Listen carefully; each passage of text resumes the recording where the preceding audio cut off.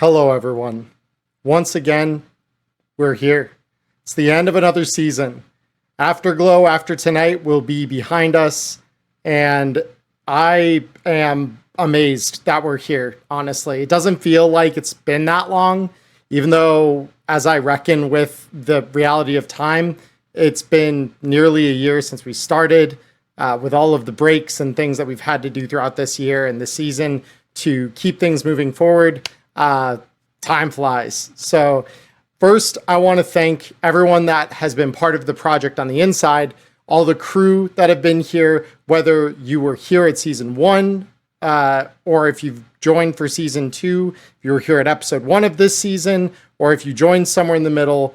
Without all of you, I would not be able to do this or make this and do it to the degree that I have, make it what it is today. So thank you all from the bottom of my heart. You all mean the world to me, and I truly mean that. So thank you, thank you, thank you. To my audience, chat, if you're watching this live, I appreciate all of you being here for the finale to watch it with me. Those of you who are on YouTube watching this after the fact, I appreciate you all no less. All of you mean a ton to me. You, in a weird way, and I mean this lovingly, are affirmation that the things I am making matter, that there is an audience who wants to see the things I create, who wants to read the things that I write, and all of you are deeply, deeply important to me and the work that I do for that reason, most especially. But beyond that, even, you all are just important. You matter, and I am so glad that you're here with us. So, without any further ado, thank you all once more. Let's get the party started. Welcome to the final episode of Season 2, Afterglow. Enjoy.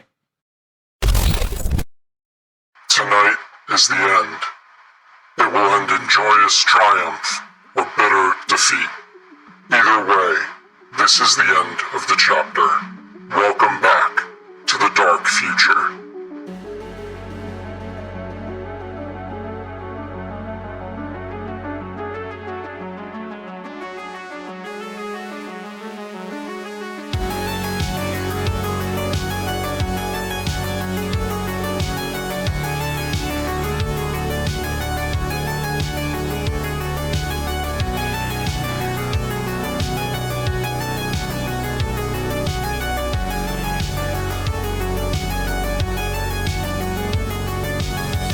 Tonight, the weather is forecasted to be heavy rain and thunderstorms.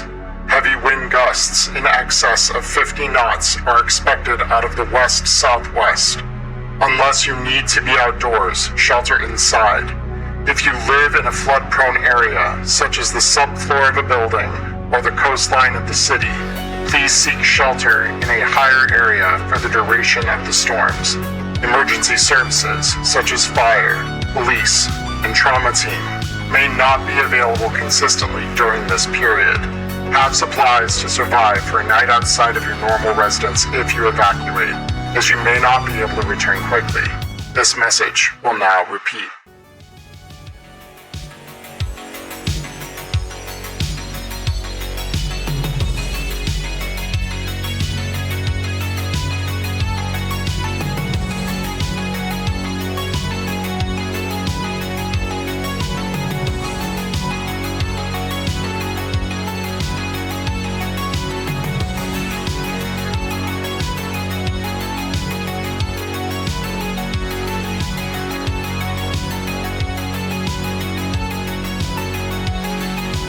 You have one new message from Rogue. Beginning text-to-speech transcription. Alright, last of my intel has come in. We're going to do this. Tonight is the night. Come to the afterlife. We can have a chat about what it is I want you to do over some drinks. See you soon.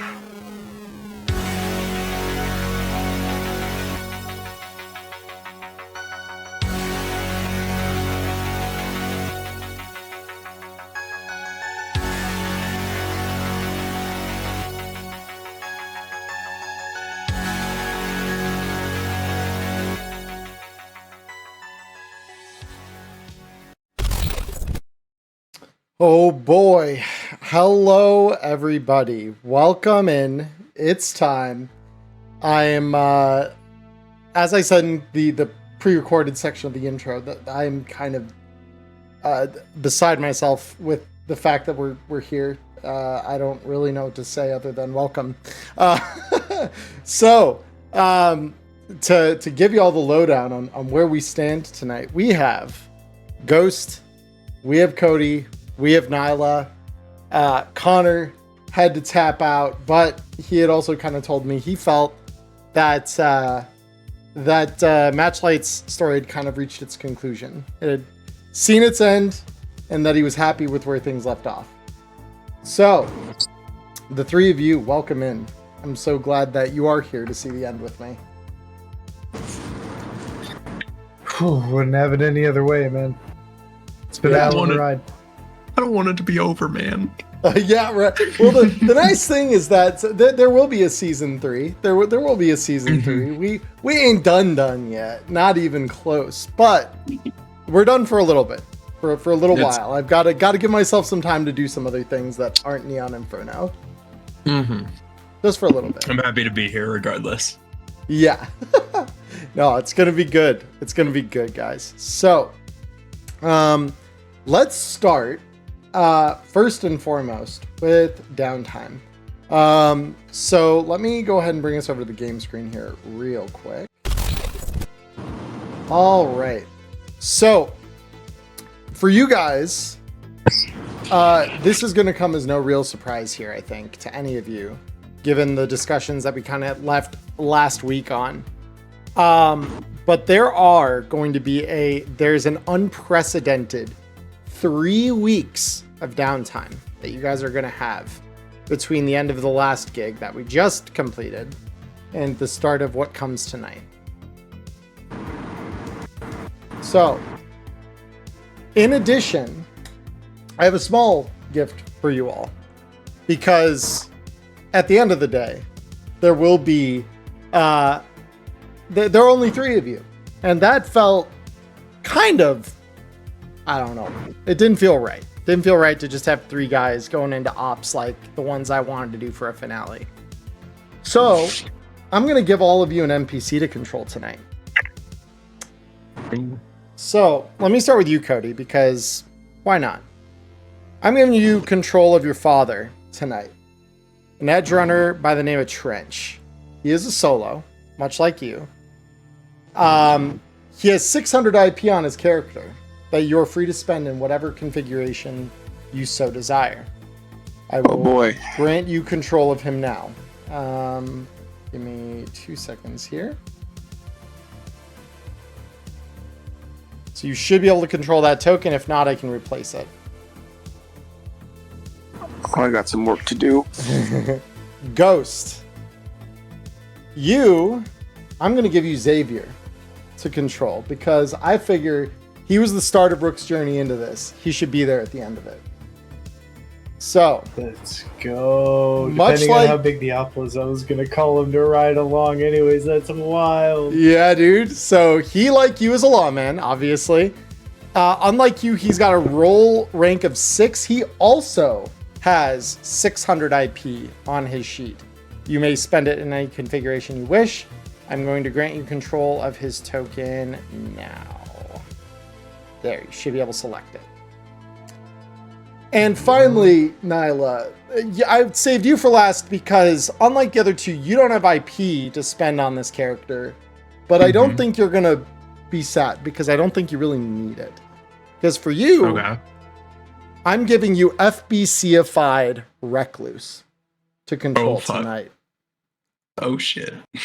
So she is in a full-on Wiseman. She is a rank 9 Netrunner. And I am going to give you control of her now. All right. Okay. So when I was chat, to give you all context, I told at least Nyla, and I believe Ghost had been there. Cody, I'm not sure if you had arrived yet. But I said, tonight I have not just miseries to impart upon you. There will be a challenge, obviously. We're at the finale. It would be dumb not to have one, right? However, I didn't want there just to be suffering. I do want to give you guys at least a fighting chance against whatever it is I've got to throw your way. So to that end, I give each of you these characters. I will still obviously like voice them socially and things like that. But in combat, you guys will get to dictate their actions. You guys will be able to do as you choose with them. They are yours to control.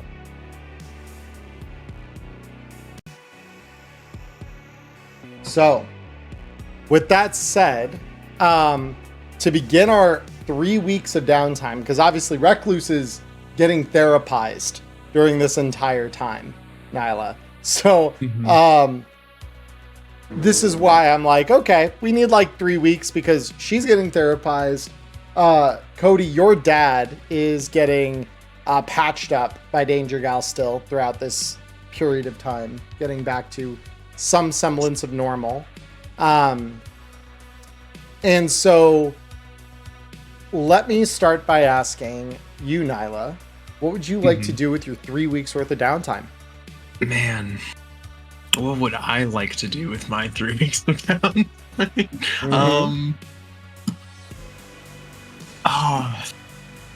It's too much downtime at one time. Okay, so let me take a. We have 3 weeks. Remind me, what 2 weeks is the time it takes to fabricate what item? 2 weeks would be a very expensive item, so 1,000 of these or less. Okay. So here's what I'm gonna do. I'm gonna spend a day first and foremost to tech upgrade my worm, which is actually only 6 hours. Yeah. So we'll go ahead and tech upgrade that. I will make that upgrade check. All right. With my interface.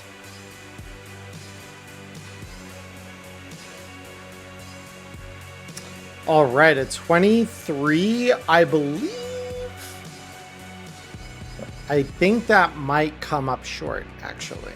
For worm? Oh, not for worm. My brain was telling me 1,000 eddies. I'm like, that's DV24. No, for worm, that's easy. Yeah, you got that. Hands down. Oh, cool. Yeah. All right, let me go into. I can edit this, I think. You should be able to, yeah. Submit changes, and then settings, tech up worm. Beautiful. Install that onto my cyberdeck. Okay. And then what else can I throw on here?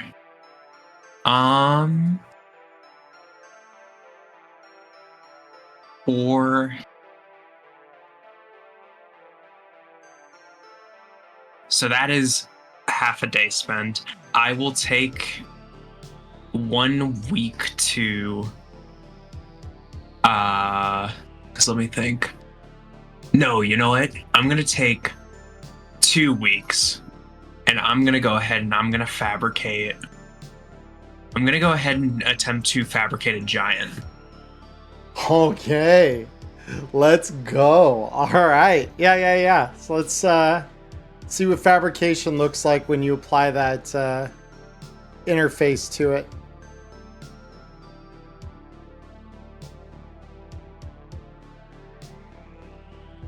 Well, that meets the DV. It meets it, yeah. That's really unlucky. That only burns a week of time, though, because it only burns half the does. time on a failure. So you technically have 2 weeks left. So I'll go ahead and I'll reattempt it then. Okay. I will go ahead and I will burn 1 luck point, though. You got it. Additional mods. There you go. There it is. Holy There. shit. I knew that 1 luck would come into play. It worked, yeah. So you'll get a giant for your troubles. So let me go ahead and add that to your sheet real quick. Cool. Bam. And then I'll. Should be on there now. Crazy that I rolled 3 2s, but Yeah, you know, it's okay. Get the low rolls out early. That's what that is to me. Yeah. Get it out early. Cool. Yep. Rad. So that's 3 weeks. That do be 3 weeks. 3 weeks spent real fast. All right. Ghost Cody, which of you would like to go next? Because I know both of you had IP to spend, so. I don't mind going. Okay. And just a reminder, it is 20 IP per base skill, right? Per Right. the level you're trying to go up. Okay, perfect. Right. So first things first, on me, I'm gonna bump my evasion to 10 because I'm not dying tonight. Fuck. Welcome to the club. Let's go. God, I love that confidence so much. Holy shit. And then I've already modified Faja a little bit, but I bumped his what did I put up there? Let's see. I bumped the evasion, and then I bumped his shoulder arms, and you can only do one of that skill, right? Technically, per session. I will allow, for the purpose of spending IP on your support characters, I will allow you to spend as many levels as you would like, because this Perfect. represents like multiple weeks worth of experience, like that they would have had. This is so that you can customize them. So yeah, we're eschewing that rule for them. Cool. So his shoulder arms is now 10. So yeah, he ain't missing. Yeah. Hell And yeah. then I bumped his evasion up to 7 from 6, and I think that's it. Okay. But I'm 80 IP left. Is not going to do too much. As far as what I want to do on my downtime, it's if I'm not doing anything strenuous that I naturally heal. Correct? Correct. Yeah. So every day you spend resting, doing nothing strenuous, you recover your body. Okay, so that'll put me 2 every day. Correct? Every week. So you recover your body in health every day. Day. Okay. Yeah. But I only necessarily need 2 days to rest, so that's fine. I'll Right. do that, and then I think in that first week, while doing that, I'm probably gonna go get my my suit fixed up because they got pretty dinged up. Fair. Yeah. Take a quick spin down to the Jinguji, the Jinguji shop you bought that from. Yeah, exactly. Sick. All right. So yeah, you spin down on the, the man you bought this from, gonk that he is, still sitting behind the counter. And he says, "Welcome in, sir. How may I? Oh, dear." And he kind of looks over just how wrecked the fucking suit coat is. "Sir, I assured you would give you protection. I did not quite expect to see it this abused." Hey, it kept me alive. It did its job. That it did. And you can still tell he's just like, oh no. But yeah, it's a 5 out of 11 currently. So whatever he charged, I'm basically gonna throw the eddies at him. I don't care. It's to repair it, it'll probably be what we charge you 1,000 1,000 for the suit, I believe. We'll call it 500 to get this thing fully repaired. Cool. Yeah. And I'll either have to pick it up or whatever, or I'll wait there if he can do it that day. But like I don't mind. Yeah, I mean it's for something like that, because of how expensive it is, it'll take him a little while. It'll take That's him fine. a couple of days probably to fully get that back. Cool. And I guess I'll just, like I said, I'll rest up. I'll get my armor fixed up. I'm good on ammo. I'm good on everything like that. I think in that second week, however, Yeah. put my health back to max. Don't forget to refresh your luck, folks. We're gonna need it. I'm so glad you have didn't need confidence in me. Holy shit. The greatest compliment your players can give you, GMs, is you're going to need your luck. But I think in my second week, what I was so how does tech upgrading a weapon necessarily work? Does it just give it an additional +1? So it depends. There are some options there. So you can tech upgrade a weapon to increase its weapon quality from standard to excellent, which excellent quality weapons, they come with an implicit +1. You can give them an extra upgrade slot so that you can put another attachment on them.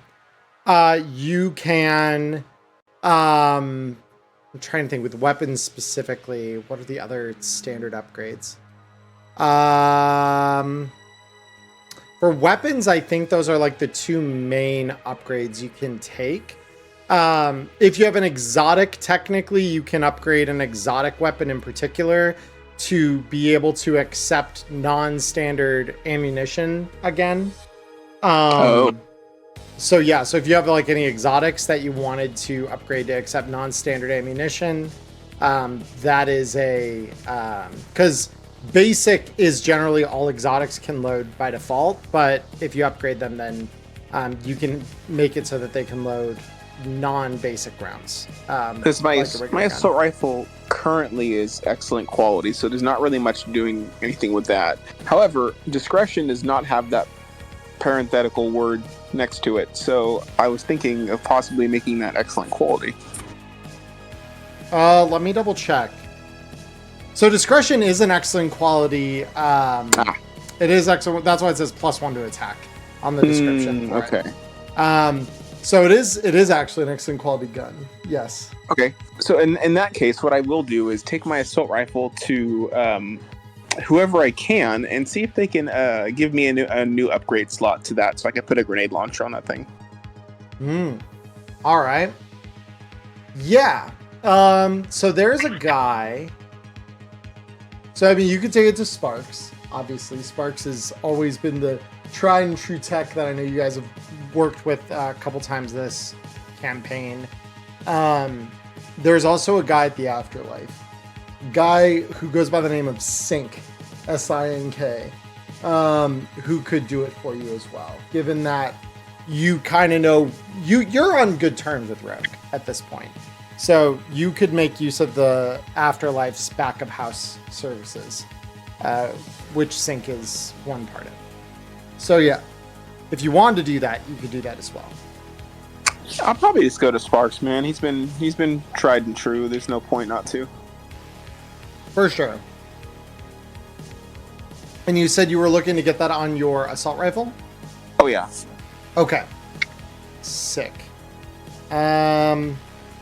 Let me double check some on that assault rifle as well. If I can't get it, we'll figure something out. Well, because just to be clear, your goal with this is to add what attachment? I was gonna put a launcher on the underbarrel of this thing if it's possible. Yeah, well, so fun fact, your excellent quality assault rifle currently doesn't sport any attachments. Standard weapons that are non-exotic weapons have three attachment slots by default. So all you would need is the attachment, and then you'd be able to put it right on. Great. Well, let's see if he can source one of those for me then real quick. Yeah, I mean, let me see. Under barrel grenade launcher. Now, I'm also gonna need grenades, but yeah, that's the next step. Let me double check. Grenade launcher underbarrels are 500. So yeah, you can absolutely. He'll connect you with that. That's not even a problem. And then I'm gonna be looking for some fancy boom balls. I need some shuriken tornado grenades. I mean, how could I say no, right? So how many of those you looking for? Probably like, I'd say at least 5. At least 5. All right. So let me get you that underbarrel first and foremost. Underbarrel grenade launcher. So that has been attached. Then, or not attached, but it's in your inventory so you can attach it. And then we want shuriken, tornado, grenade. And then, so the shuriken is 100 per. So if you're buying 5, it's 500 for that, and then 500 for your underbarrel. Okay. Got the underbarrel. Sparks won't even charge you a service fee for this. And then how much was it for the grenades? I'm sorry. 100 each. So if you're buying 5, it's 500. Okay. Yep. Cool. Got it. Easy. Yep. And then I don't know what I'm gonna do with my last week. I mean, if Could I've got everything. Could always What's hustle. Yeah, I mean, might as well get one last hustle in for the season. Go ahead, roll me D6.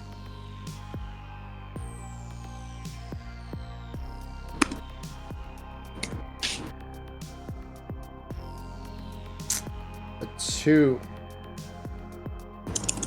2 on solo. All right. So, this is where we can actually start talking about the state of the city, because we haven't really talked about it all that much yet. So, in the wake of everything that's happened, things haven't gotten much better. There's a reason that the opening today was just an automated weather alert and was not a fancy news report. The garden is still very down. And so, as you might imagine, things like mugging, looting, violent crime has spiked through the roof, even in safer parts of the city.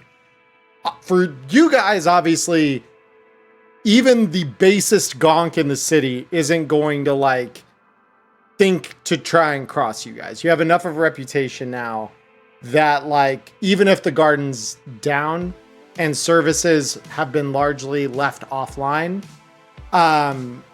you guys still have recognition throughout the city.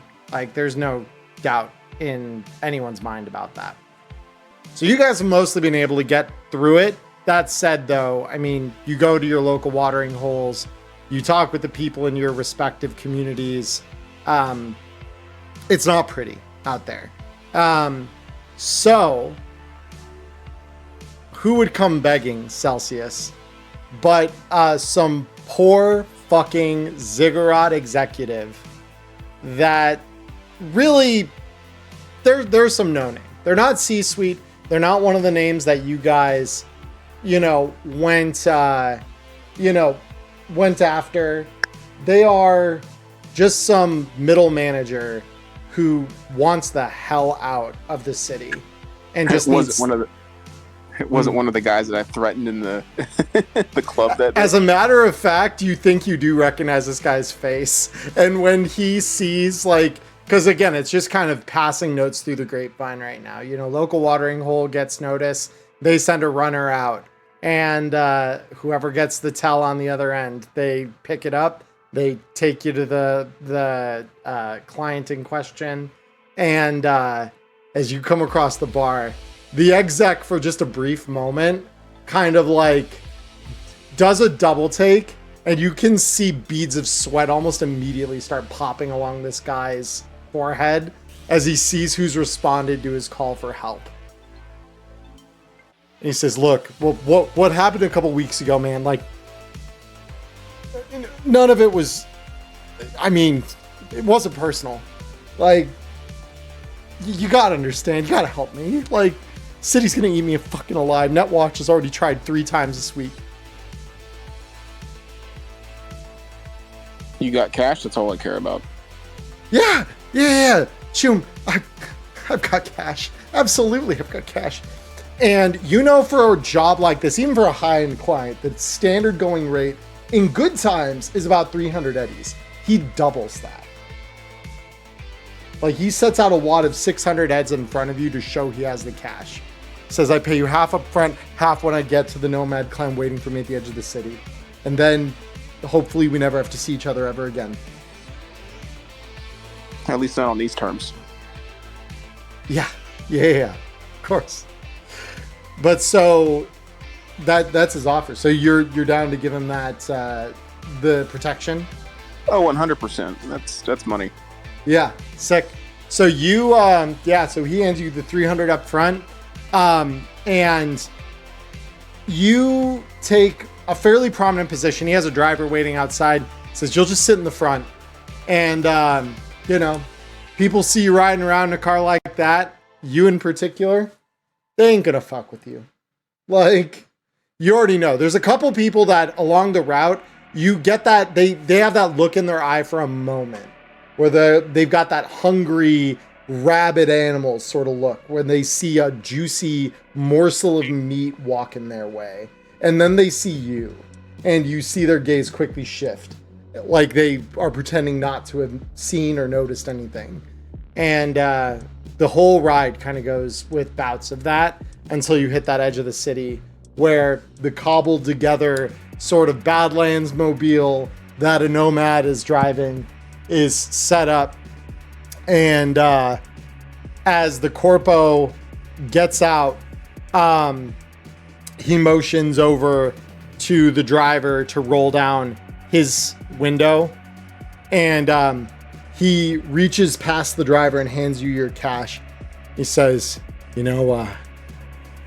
best of luck in there, Chum. It's not an easy city to live in these days. Well, if I see you again, you won't be so lucky to see me in a good mood. So you'd best stay out of the city for a while, huh? I'm going as far east as I can. Don't you worry about that. But yeah, take care, and treads here will get you where you need to go. Cool. I'll let him go. I got nothing else against him right now. Beautiful. Yeah. So you take your cash, and driver will take you wherever it is you want to go. But was that then your last week then of downtime? Yeah, that's pretty much it with the hustle. Yeah. That's it. All right. So Ghost, you're the last one. What do you want to do with your final 3 weeks of downtime here? So first things first, get IP out of the way. Rooks is fairly simple. Just pumped driveland vehicle to 6. Okay. Because that came in clutch the one time. Hopefully that might end up coming in handy tonight. You never know. Never know. And for the spread on Xavier's sheet, this one is more of an actual spread of points. So bumped his evasion up to 4 because he's already got reflex 8. So hopefully he doesn't die tonight. Pumped his auto fire up to 7, shoulder arms up to 7. And I gave him a single point in martial arts under Taekwondo as a secret tool just in case. Hell yeah, dude. Hell yeah. 100% love that. Let's see. 4 grenades sound like a really good idea.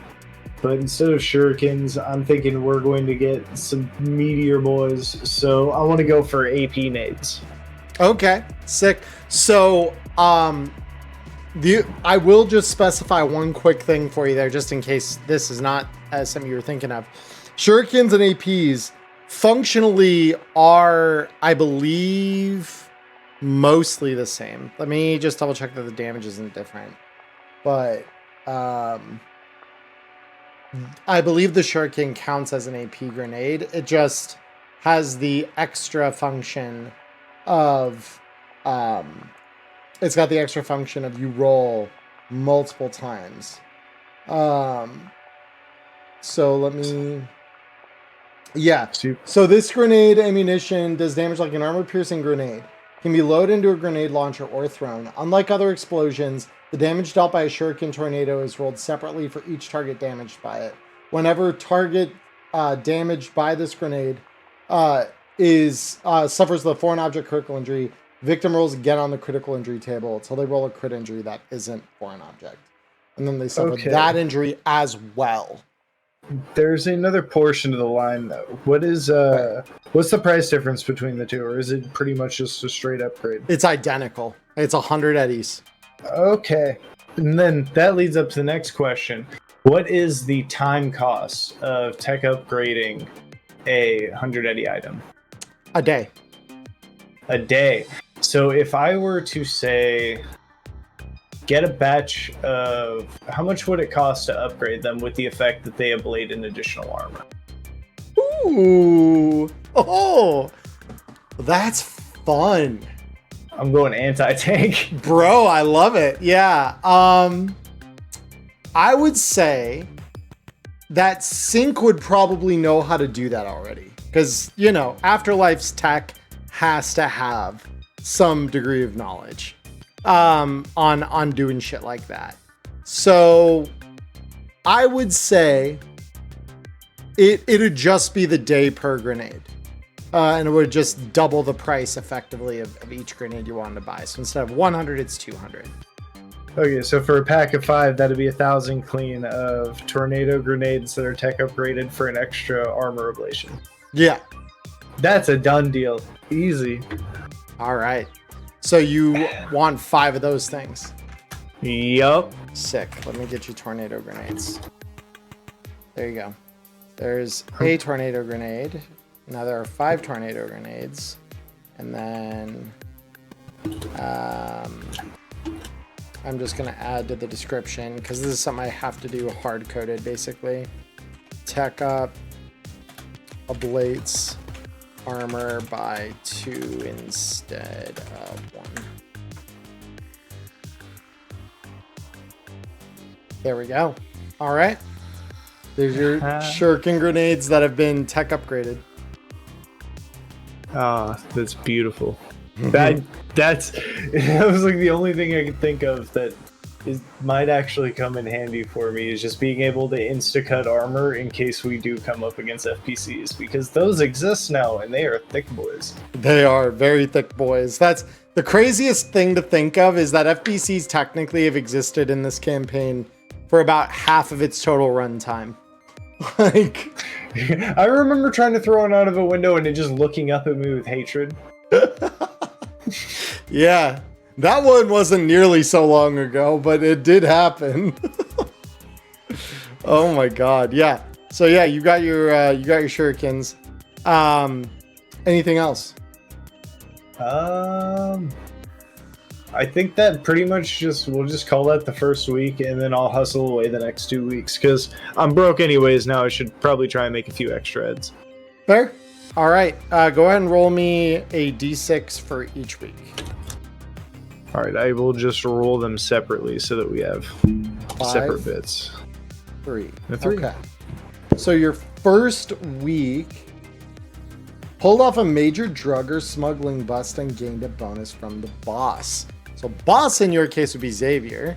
So here's the thing, right? Like I said, City has by and large kind of become a lawless place. It is not one that the NCPD has good control over. They have kind of lost their ability to mass coordinate. Obviously, they still have radio comms and things that work just fine, but it is one of those things where you want to coordinate more than like a single TAC force, you've got problems, effectively. So like you got a TAC team, great. You got anything bigger than that? Like you're trying to coordinate across multiple city blocks or something like that? Not easy to do without the aid of things like agents working consistently. So that said, there were goods getting moved through the city that let's just say it didn't look great, right? Some of the things that were getting moved around on a normal week, right? It wouldn't really bother you. It's, mostly things like combat drugs and other shit. This time around, though, those combat drugs were paired up in some of these shipments with heavy explosives, demolition charges, things that could do just a lot of damage. And it's because Xavier managed to scare the shit out of someone he found looting a bodega. Actually a piranha that was trying to loot this bodega. And it's some kid, maybe 16, who doesn't have a good idea of what the fuck he's doing, trying to play tough while the city's lawless. Xavier shut that shit down real quick, had the kid pissing his pants and bawling his eyes out before the day was over. And he didn't even touch him. He was just, his usual self. And so the kid gave him the drugs he was carrying on him and then gave him this tip that you then followed up on. So over the course of the week together, you kind of bust things and you make 200 eddies off of that little bust as a cut of what gets found on the shipments. Nice. Yep. And then with that, so number 3, that's very interesting, actually. Number 3, off of that earlier drug bust, you found some leads that led you to believing that some of this shit was headed for Arasaka operatives. You found some like coded missives mixed in with things. Problem is, they had FBCs when you went to go bust this next one. And like, you've tangled with these things before, but like, there are like 5 of them picking the shit up along with a couple of covert ops when you show up, and you're lucky they don't spot you. Xavier calls it off almost as soon as things kind of look like anything, really. He's just like, yeah, no, we're not fucking with that. Not tonight. Athletics became my most important skill real quick. Yeah. Yeah. So you two beat it the fuck out of there before you're noticed. But you, as a result, don't make anything off of that second bust. Oh, did good work. Did good work. Got a little hint that something's awry, though. And at least some of those demo charges and things might be headed for Arasaka operative hands. So it's actually funny. You might notice on Xavier's sheet, if you're looking, under his drugs, he has 2 baggies of synth blue in there. Let's go. Those came off the piranha in question here. Just in case you were wondering. Oh, this is beautiful. So, it survives. It survives. Sugar Plum definitely, she wanted to keep things going. Oh, one thing that I can't check. Dog's health is good, right? Sam is okay? Let me double check that for you. Yeah, Sam's good. Sam's good on all fronts. Armor, health, everything. Need a health bar in the bottom of my screen just for him. That's where I installed. There's a mod that LCC showed me that has you can set it up to work with like a boss, so it displays like a Dark Souls style boss health bar across the screen, like across the top or bottom of the screen, so that everyone can see what the boss's health is at. I thought it was kind of neat. A little much and a little bit too transparent for my tastes in terms of like revealing how good or bad the boss is doing, but in the ELO sweep. Yeah, in ELO, it could be fucking clutch. I don't disagree with that. So, with that said, our downtime is exhausted. Outside, as most stories that end badly go, it was, in fact, a dark and stormy night. And all of you are probably sheltering from it. I have to imagine. It's windy, there's thunder. The rain is like tanking your visibility down to maybe half a block in front of you at best. Of course, Celsius, you're probably not included in that thanks to your thermal vision, but even for you, it's a bit of a bitch. There's a lot more noise in your other channels of vision than there normally would be. It's still not pleasant, even if it's not as impactful to you. That said, it's on a night like tonight, of course, that you all get a text from Rogue. And it simply says, "Tonight's the night. Meet me at the afterlife. I'll get you some drinks on the house. And we'll talk about what it is exactly that I'm going to ask of you all."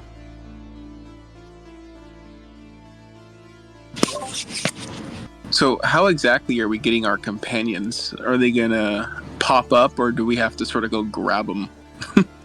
So, the way I'm imagining this is a little different for each of you. So, Celsius, when your dad gets out, of course, your mom's brain is still in a jar, and the biosystems are the ones that are going to take a lot longer to make a recovery. Just because, like, it's hard to reckon with the fact that now your body's been reduced to a brain in a jar. And there are not nearly that many FBCs readily available to just like implant a biosystem into. So your mom is, for the time, gonna be in the care of Danger Gal. As a result, your dad probably, I imagine, would have messaged you, because sometimes messages are still going through on agents every now and then. It's like the one reliable form of communication that you can still utilize with regards to your agents. And so you get a message through your agent from your dad that just says, Doc says I'm good to go. And this is maybe 2-3 days before this storm is about to roll in. Doc says I'm good to go, but as you might imagine, I don't think I got a whole lot of a place to go back to right now. I imagine the scumbag I was renting from, he probably rented my crate out God knows how many months ago. So, you mind if I crash with you for the time being, just till I figure something else out? I'm sure we could find a place somewhere. I'm not exactly living anywhere in particular either at the moment, so I mean, worst case scenario, we can head back to the conductor building.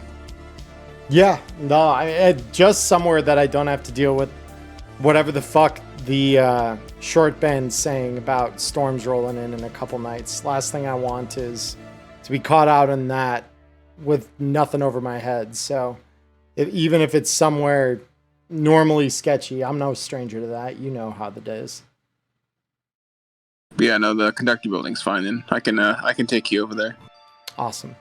So yeah, so he would hook up with you a couple days before, essentially, to get, you know, a space to lay low, and that would be where he comes into play. Rook, you're already working with Xavier, so this isn't even like a hard thing to imagine for you. We'd probably be in like a debriefing, getting coffee or whatever when I get the text from Rogue, and then invite him along. Yeah. Something along those lines. Yeah, like half-burnt coffee, scop eggs, and kibble toast, basically. You know, the breakfast, lunch, and or dinner of champions, depending on when it is you finally get a break to eat, right? That's what you call Night City's finest breakfast. Exactly, right? Yeah. So the same diner down the road from the fucking agency. Pick it up, and it's one of the few little havens in Night City that hasn't totally gone to shit and burned down. And then finally, Peacock, when Needles finally gets done therapizing Recluse, says, he sends you a message. He says, so your friend, we'll use that as a term here. Your friend is better for the most part. She said something about, I don't know, having connections or some shit. Didn't really believe it until get over here. You'll see. All right. Now I'm curious. Let's head over there. So when you arrive, you see there's like 5 or 6 of these spider bots, just kind of like in the back office where you left the biosystem containing Recluse. And these little spider bots are carrying up different pieces of this larger cohesive body, essentially, for Recluse. And they're quickly like joining the different pieces of it together around the biosystem. And Needles is just sitting back, like trying to stay out of the way of things. Says, yeah, they started carrying parts in earlier today, and I thought it'd be a real fucking gonk idea to try and step in between it, because you're looking at it. Yeah, who knows? Maybe they bite. Yeah.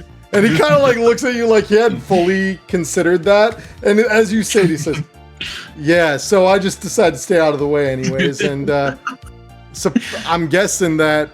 And as he kind of is finishing his sentence, you just see one of the hands just kind of flex. Yeah, that'll do.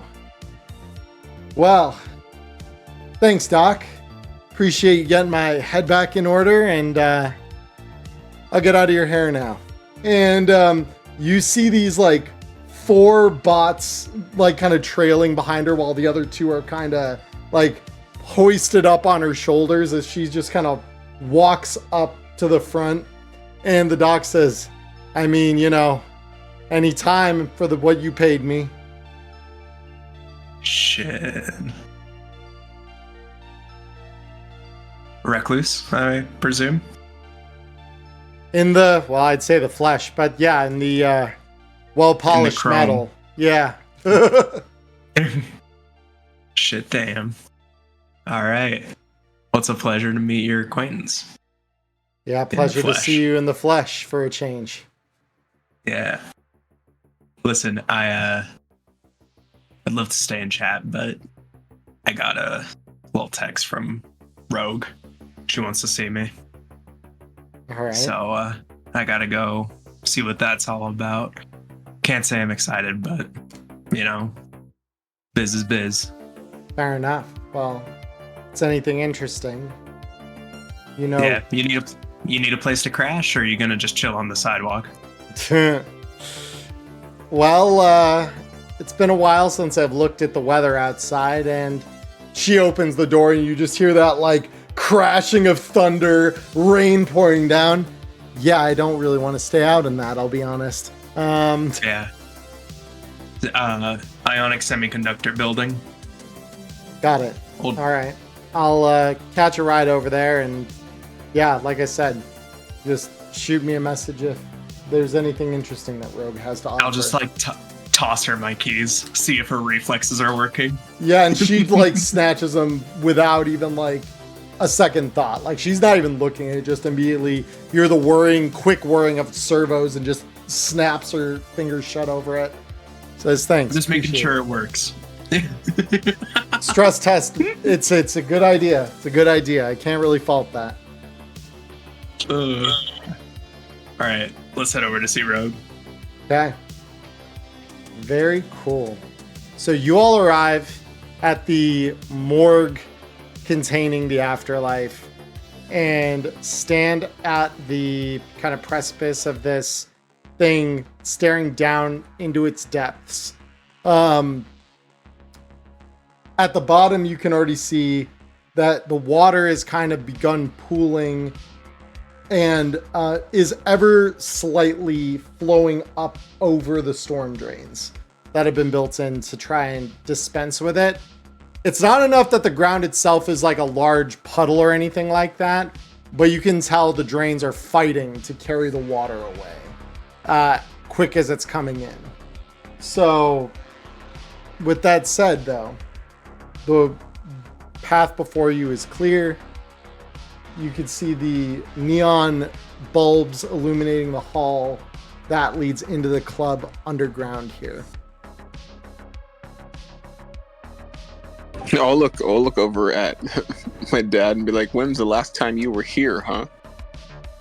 Well, it's probably been, I don't know.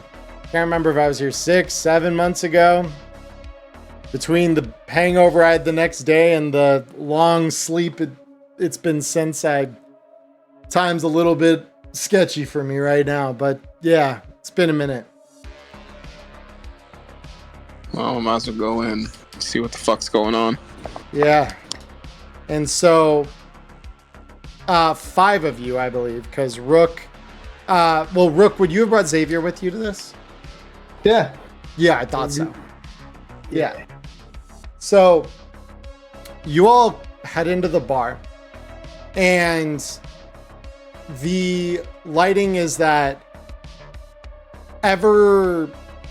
it's got that sickly green tone to it, especially on nights like tonight where the air is heavy with humidity and everyone in the bar has, drenched clothing, right? It's that little bit of must that doesn't really come around unless everything is moist, right? And you walk into the bar past the clouds of smoke, vaporized drugs of various kinds, and in the back, in one of the soundproofed booths, you see Rogue. And she's got this look on her face that is one part determination, one part focus.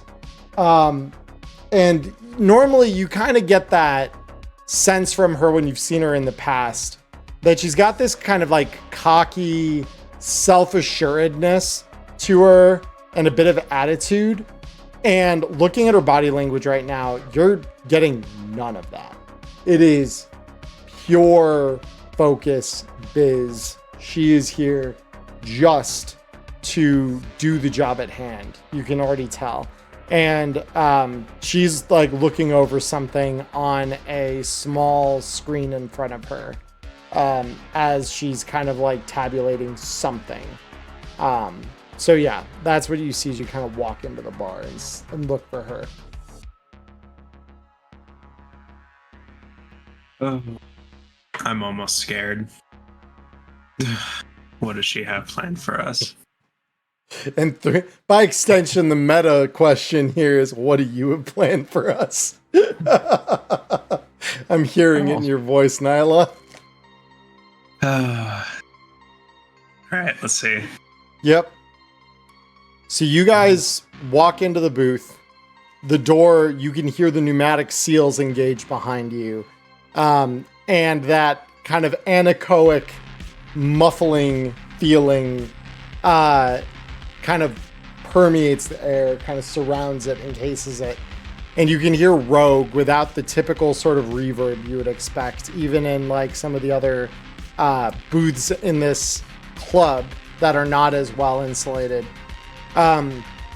She looks across the table at all of you, as well as the people you brought to the meeting. She says, all right, they're all here. Was afraid the message wouldn't get through with how shitty the service has been the last couple weeks, but glad to see it came through well enough to get you all here on time. So, what I'm about to ask you is not asked lightly. No is an appropriate response if that is what your decisions are. The biz I'm about to ask you to do with me is my biz.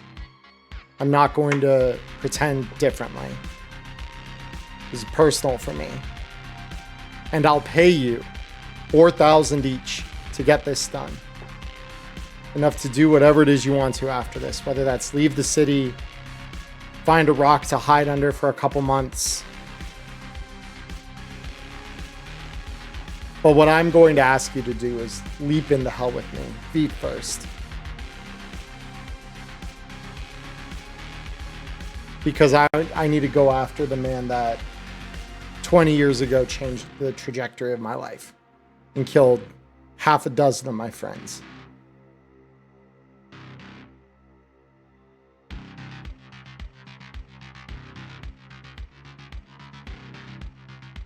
So, before I dive any deeper, it's not surprising to any of you, I'm sure, given the intel that you provided me. Our target is Atom Smasher. And from the screen that she has in front of her, like almost like a little tablet that's like flat panel, glass like an agent, she projects up a holographic projection of this monster's face. Some of you might have seen it in our old archives, screen sheets, etc. But it is monstrous, disfigured. It needs no real introduction. I know all of you know what this looks like. So before we go any further, do I have your support in this?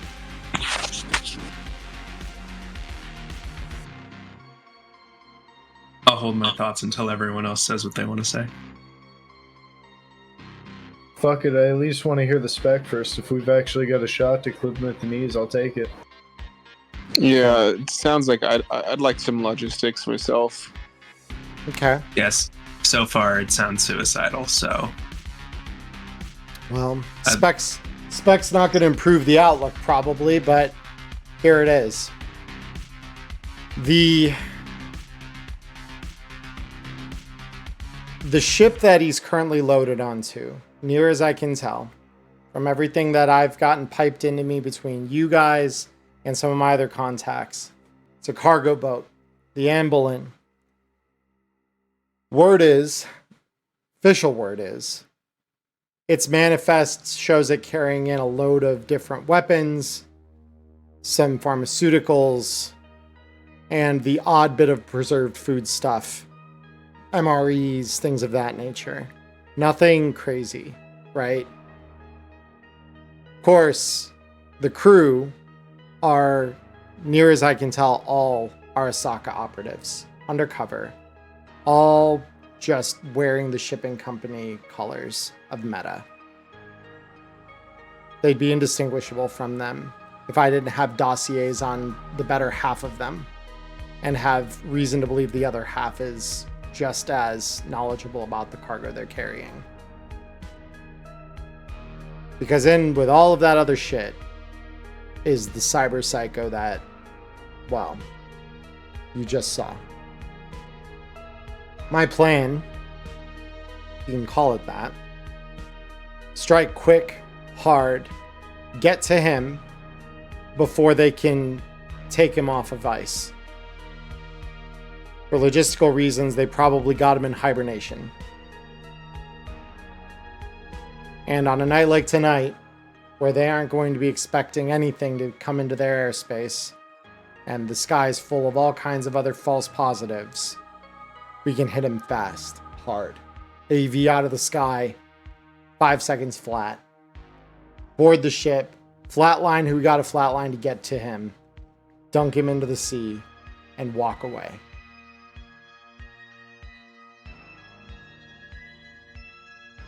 This is assuming he's on ice in the first place. It is. And you keep saying the word we, so I'm assuming you're coming along, because I don't feel like throwing my life and the life of my dad here, who just, mind you, got off of ice himself, away for something that you're just going to ship us out to. No, I'm going with my spec, my op. My goal is going to be to take control of the vessel. Get up top, lock up their mobility so they can't rendezvous with other support craft.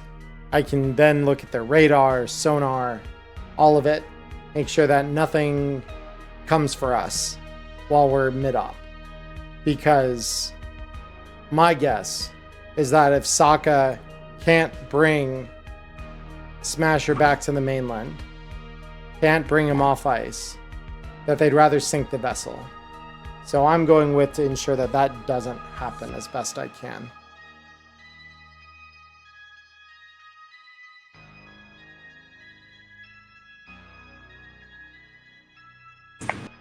At this point, I'll just look at Trench and be like, I know you didn't sign up for this shit, but what do you think? $4,000's a lot of money, and I need money right now. I haven't got to spare any to my fucking name right now. So if the job is $4,000 and I get to skate out for a couple months, find a place to lay low, rent out, maybe do some small spec work in the meantime. Not the worst offer I've been given. A month ago, I would have been dead, basically. You guys hadn't found me. So, as far as I'm concerned, I'm living on borrowed time already. I mean, I've done enough stupid shit while you were on ice in a way, so I mean, I don't mind doing one more op.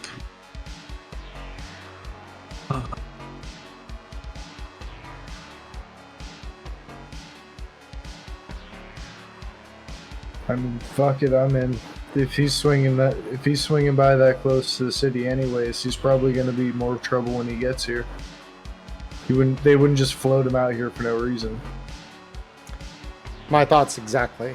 I think if he gets here, they've got something planned for him.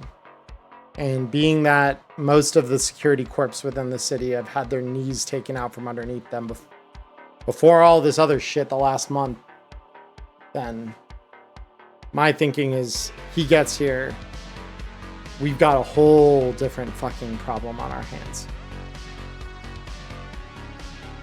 So this is where we have to take him out quick as we can. It's my thinking.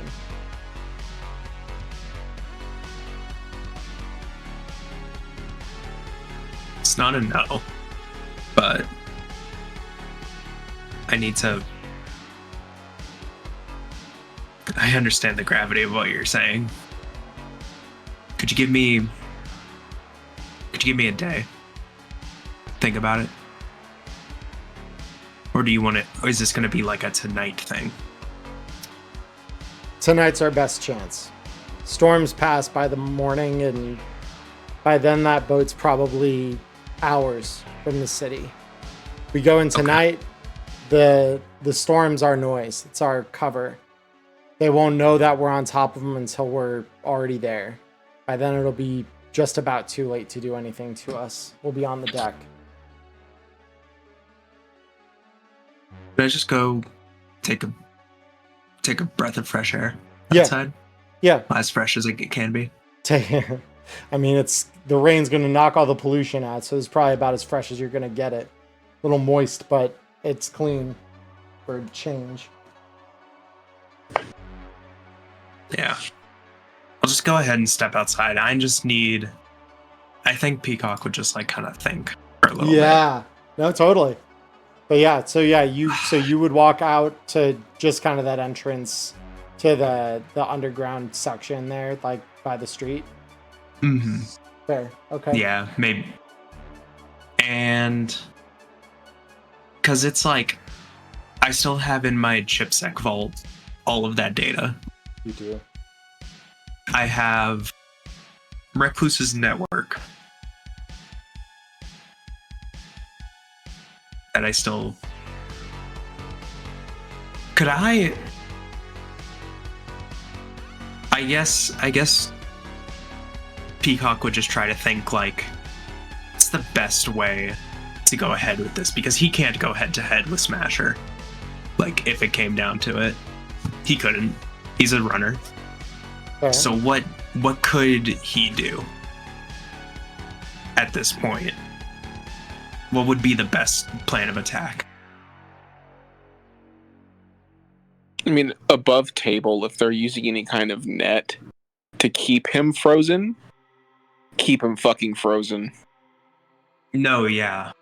It's more my question is because the best path for me doesn't seem like it would be for me to get on the boat. I've been handed over a network to almost every back door in the city. There's got to be something I can do. So you're using thinking that. in terms of access to through that data. Yeah. All right.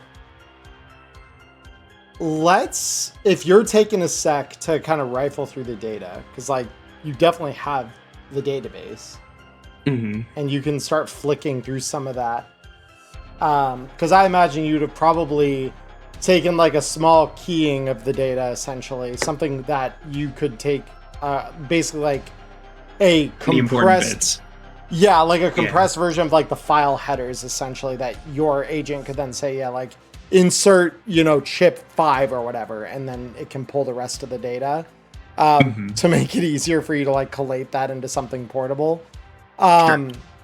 So what I'm gonna have you do is roll me a library search check for the data you're trying to retrieve. Okay, cool. So there are a couple of options that you can cultivate. So one is, as Cody just said, the Amberlin is a fairly large cargo vessel. It is not the type of small boat that wouldn't have a net on board. So like you could easily see a path where there are traps, in place defenses, or other tech linked to a network that could potentially link up to Smasher. Certainly there's enough data in here that show like there are other ways of kind of like keeping something deactivated or, iced effectively that Recluse has noted other corporations using. The first thing, though, that you can kind of cultivate from the data itself as a viable plan B, shall we say, is there were convoy routes and schedules that Recluse had been pulling for near Night City transport that was coming in and out. And one of the things that she had placed emphasis on within this data set was the old Militech camp that's at the edge of the city. In the last few weeks before the blackout here, got really fucking busy. Like lots of goods moving in. To the point that it's like, she even had a note on one of the files that just says, preparing for something, upcoming soon, and USA involvement. Like all of these posed as questions. Mm-hmm. And this was at the old Militech facility that got nuked? No, they made a camp at the edge of the city, on like the southeastern edge of the city, just outside of the city's limits in the Badlands. Mm-hmm. And so they've kind of used that as a staging point. And initially there were a lot of people who thought, well, that's just going to be the end of them, right? They're going to, rally there, get their shit together and leave. To everyone's surprise, they didn't leave. They just stayed there. No one quite could figure out what they've been staging, but they'd been staging for a while. And Recluse noticed in the last few weeks leading up to the blackout that there were an uptick of vehicles coming to the facility. And so Recluse had noted like several additional, like, were there people getting involved here? Is the NUSA getting involved? Is Militech planning something? Like, there were a ton of unknowables because they were kind of cut off from the rest of the city's network. They're in their own little bubble there. And not even she could penetrate that. So there's a huge stockpile of Militech of supplies at the Militech camp in the southeast edge of the city. Yeah. And obviously, and there's how long ago? That would have been probably now a month ago. Was like the last data set there. But the data showing them mustering something is weeks in the making. Interesting. So I could maybe, because that's they're transporting from where? Beyond the city limits. It's on the origin points are unknown, but it's all of the basically what Recluse has here is she seems to have hacked some of the surveillance drones that the NCPD as well as the NorCal state kind of militia use to monitor transports in and out of the city. And like, this isn't surefire by any means, right? Like the net has holes, but these guys brazenly are transporting stuff in, like through the main border crossings, through the main thoroughfares. So yeah, she was hacking the drones though, and basically was able to scrape the data off of them that ID'd these vehicles from images, image grabs, IR scans, things like that. Interesting. So I guess from an outsider, given what we know of the Anvilin and that, it would maybe become a thing of like, oh, is this like two corporations rallying supplies for an all-out war across the city? Thought doesn't escape you. This wouldn't be the first time. That's interesting. Okay. That's good to know. Now I'm thinking in my head, how can I use that to attack the Anvilin? Because if that's weeks in the making, then they're ready to set fire any day now. Right? That would be your first inclination, probably. Is like, they probably have enough firepower in there to level half the city if they really wanted to. So Shit. the question then becomes, why haven't they? Why haven't they indeed?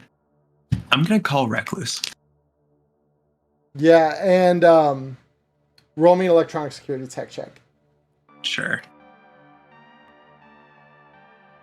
Oh, come on. Thankfully, you have the benefit of reaching out to Recluse, who by now would have already tech upgraded her shit to be more receptive to the current network conditions. So normally that wouldn't be high enough. With Recluse, it definitely is, because she's a tech head like you are. So she says, miss me already? Hey, listen.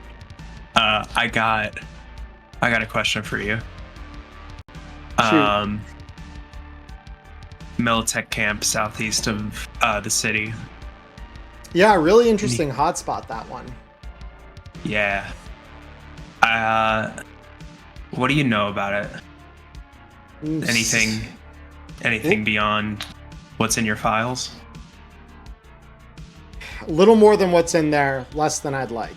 Far as I can tell, I tried to do some additional analyses on all the shit that they're pulling in, and I mean, it's a lot.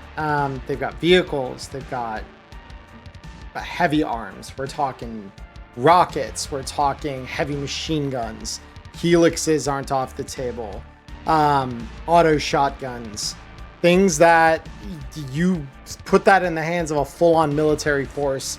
I mean, they could storm Tokyo probably and stand a chance of taking it if they really thought they wanted to, you know? So, Okay. But yeah, I mean, I don't have a complete manifest of what they brought in, but the shit I have been able to see on the drone footage, I mean, it's sizable. Yeah. Well, you know the Anne Boleyn, right? Heard of it. You want to know as an interesting little tidbit? Shoot. Smasher. Okay. Yeah. And I'm personally acquainted with Morgan Blackhand, could point you out to him in a crowd. Yeah. So here's the thinking I've got. Militech's coagulating enough military power to blow up an entire city. Meanwhile, Adam Smasher, someone who can blow up an entire city, is on the other side. Do you see where I'm getting at?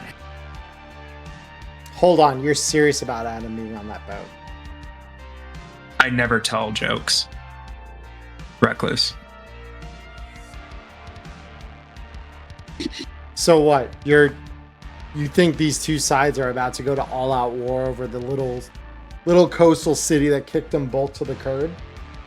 I think Militech wouldn't show their fucking face around here if Arasaka wasn't also looking to take the city.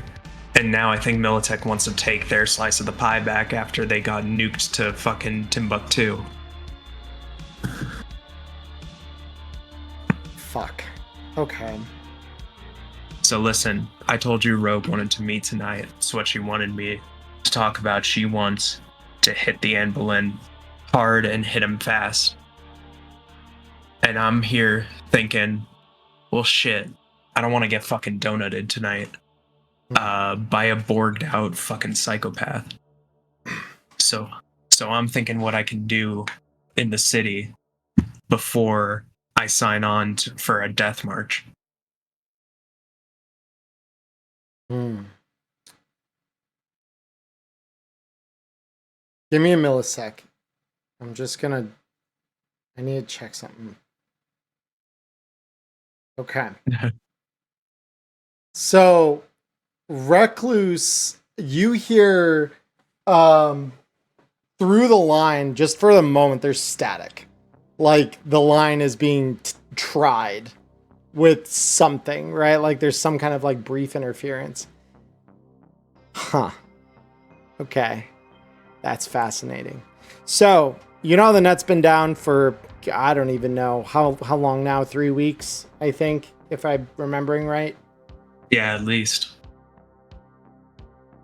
I've got my ways to cruise around it still, here and there. It's choppy, not pleasant. Don't recommend it. But there's interesting shortwave packets here. Something sat. We're talking, yeah. I'm thinking if I check this, and again, you hear some static on the line for just a moment. Yeah, sat mast, Militech camp, packets came from them. They're talking to someone. Packets seem to suggest receiver is on another remote connection not far away. But,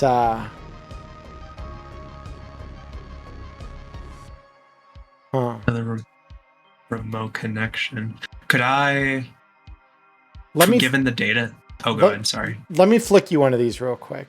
See, you like your cryptography, right? Yeah. It's a hobby. Yeah. Run back the packet on this. See if you can decipher who sent this. Thing's heavily encrypted, and I don't want to waste my energy. I've got other things I'm looking through right now. Yeah. And so she throws you, just tiny encrypted packet. It's literal kilobytes. Tiny thing. All right.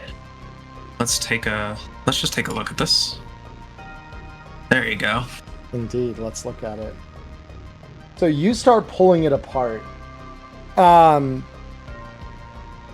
You're not familiar with the sender immediately, but your agent starts drawing some connections up once you have like the basic cipher, the IP this was sent from, all the usual shit, right? The stuff that like you'd be like, okay, well, yeah, that was like half of Mr. K's database was set up with blackmail that got, either transcribed or stored this way, right? Mm-hmm. And very quickly, your agent pulls up one match in Recluse's database. It says, please insert chip number 7. Okay. Hang on, I think I got some. All right, let's put in chip 7. The intel links back to an old comms hub just over the border of NorCal in a dusty little town called Tumbleweed. It is a forgotten place. No one fucking goes there. Like, the fact that, like, it's even on the map still is a shocker to most people. That said, the signers on this lovely little packet come back to a covert operations group, NUSA.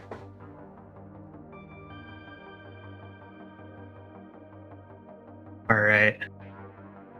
I got good news and I got maybe bad news. The good news is I got the sender. Okay. And the maybe bad news is it's a little shitty fucking shanty town called Tumbleweed. And who else is there but the feds. Feds? NUSA. So NUSA is in talks with Militech. Hold on. And immediately you hear that shift in Recluse's voice as like she goes from that sort of cocky like, yeah, I've got this. And you hear heavy static on the line for a minute or so. And you could tell like she's doing something on her end. Like you hear rapid tapping at something. Okay. Well,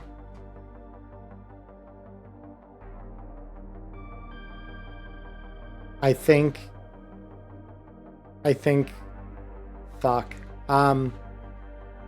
They're here to rain on everyone's parade. That is goddamn sure. What's up? There was a slug of encrypted comms a couple weeks back. Didn't take the time to decipher them then. didn't really care as much, had other things on my mind. You saw me. They want the city. And they're going to use Militech to fucking do it. You're shitting me. And USA wants to take Night City. They've had ops for the last couple months. Little things, right? Covert group here, snipers there. There was a convoy, I don't know, 3 months ago that they tried to get shit into the city. A couple edge runners knocked it over. I think one of them you roll with still right now. Knocked it over. Knocked a couple AVs, assets out of the sky for them. Fireballs. They went dark. Next thing you know, radio silence for like, I don't know, month-ish, right? Mm-hmm. All of a sudden, I caught little snippets. Again, sat-masked shit from the Militech camp. And at the time, I didn't think anything of it because at the time, they weren't massing a small army's worth of fucking military gear. So, you know, what do I care what a fucking has-been military corp does at the edge of the fucking city in the middle of the dust and debris out there? I'm not focused on them. I don't have access to their networks. I can't do anything about them. And at the time, Mr. K still had a pulse. At the time, there were several military corporations in the city like King Tao that still had a foothold. And wouldn't you know it, everything in the last couple months destabilized the fuck out of them. Mr. K is 6 feet down now in some urn probably. Holy fuck. Holy fuck. And like, you just, Recluse is at a loss. You can just hear it in their voice. Recluse, listen, I just need you to just slow down and just talk me through it one word at a time. Okay? Okay. So, imagine that you're a giant fucking national government, right? Mm-hmm. You lose a grip on everything west of the fucking Mississippi, right? And what do you want to do about that? Well, I'd imagine you'd be pretty mad about it for a while, right? You'd probably want to take it back unless the juice wasn't worth the squeeze, right? And so you know, pencil push your way here and there, trying to make the figures line up. You know, when do we send a fuckload of military spec goons across the river and start trying to push the free states, right? Well, of course, you're not going to declare all-out war. That would be insane. That would be madness. So you put a couple of, I don't know, covert groups in, right? You start turning the tide here, a couple of pushes here, a couple pushes there, nothing crazy, right? And I imagine in other parts of this fine land mass of North America, they probably haven't had the kind of inroads they do here. Either because, one, the juice ain't worth the squeeze, or two, they already have Militech nearby. So they can just put people's balls in a vice whenever they see fit to. But 6 months ago, Militech got fucking bombed. So there's a power vacuum, and the NUSA is looking to fill it. Well, their eyes and ears on the ground suddenly got blinded and deafened in a flash of radioactive light over their fucking military base. So the local Militech cog totally knocked off, right? They're gone. King folded on the fucking table, right? So now they scurry off to some dusty little bumfuck corner of nowhere. Every analyst in the city thinks, well, they're probably going to just gather their shit, walk off the face of the earth, and we never deal with them in this part of the world ever again. Why do they stick around for 6 months? Jesus. So a few months ago, NUSA starts poking around. They start testing the water. They start feeling out how soft and fleshy the underside of the city is. And so they start poking and prodding. They move different pieces into place. I'm sure they probably played the fiddle of some of the fixers. Kay probably was on their payroll, even if he maybe didn't know it. You recovered. I mean, I've seen the files you guys found. There was proof in there that the NCPD was wrapped up in their payroll at different points. So they start softening, tearing away piece by piece at the board until nothing's left. So where does that leave us in the last month? We have no network. No one has stepped in to fill the technological vacuum. Comms barely works. The net's down. Text communication is about as good as it gets. Radios are the only surefire thing. Large group assignments are basically off the table. And with the attacks on Old Combat Zone, I mean, there's the population taken care of. They've turned Night City into a fucking battleground. And so what do? You step in. Yeah. And USA is using Militech, and yeah. But at the same time, oh, I see it. Okay. The power vacuum is sucking back in not just the NUSA and Militech, but also Sokka. Sokka wanted their piece.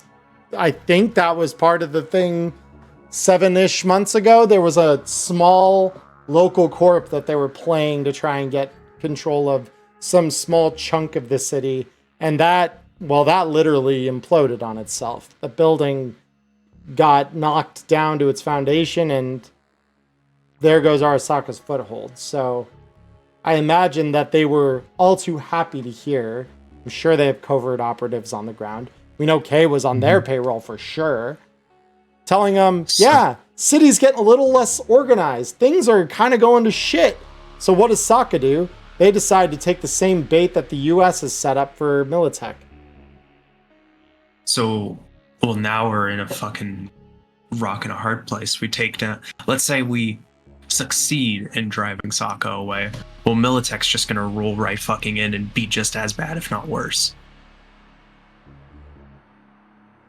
Yeah. So what do we do? Well, hang on. We don't hit the anvil in immediately. What if? Because how organized is that Militech camp? I mean, well enough that they've got, pretty hard shit down there. They've got AVs, they got rockets, they got heavy machine guns, and they're well staffed enough that no force has been able to take that shit from them or bothered to try. That tells me that they've got muscle for days, probably. You're not seriously considering walking in there and trying.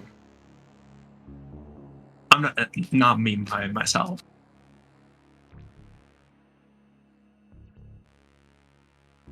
That's suicide, Recluse, we do nothing. The city burns.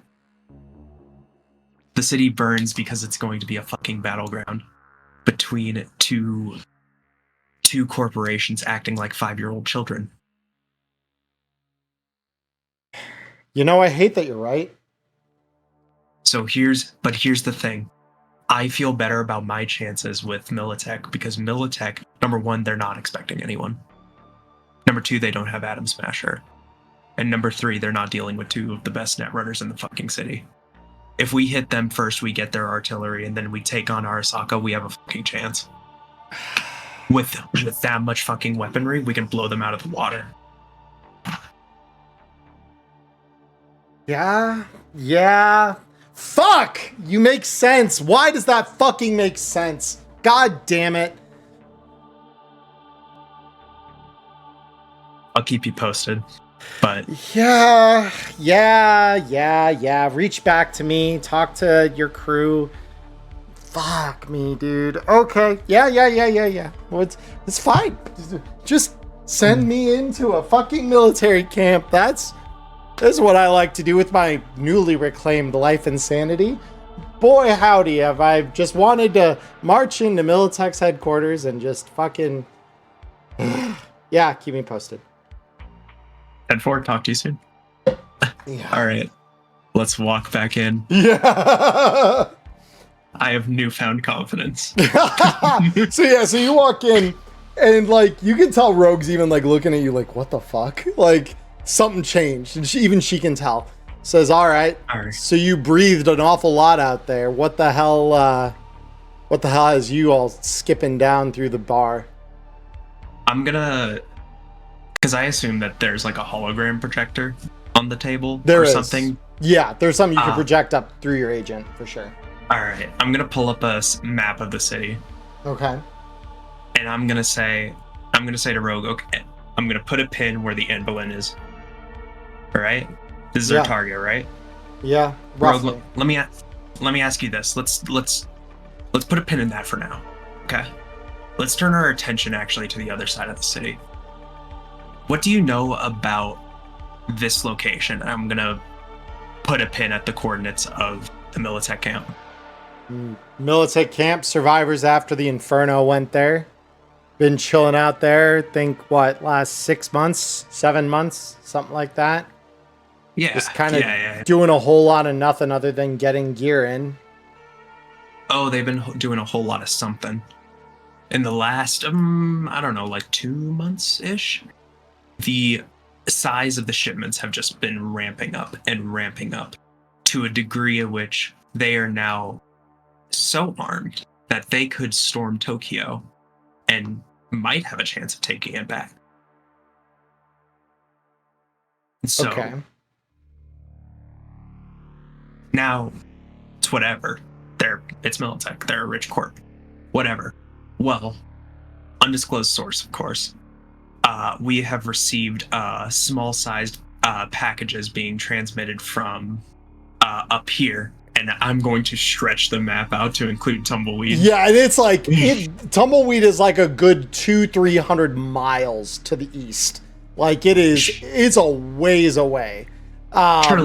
Surely you know Tumbleweed, the shining jewel of NorCal.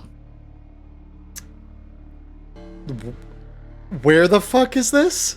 And like Exactly. She's even looking right at the map, and she says, "No, I don't know what fucking speck of dirt you're. What? Why are you bringing up some tiny speck of fucking dirt in the middle of the goddamn desert?" First of all, it's called Tumbleweed. Show it some respect. Second of all, you're right. No one else has.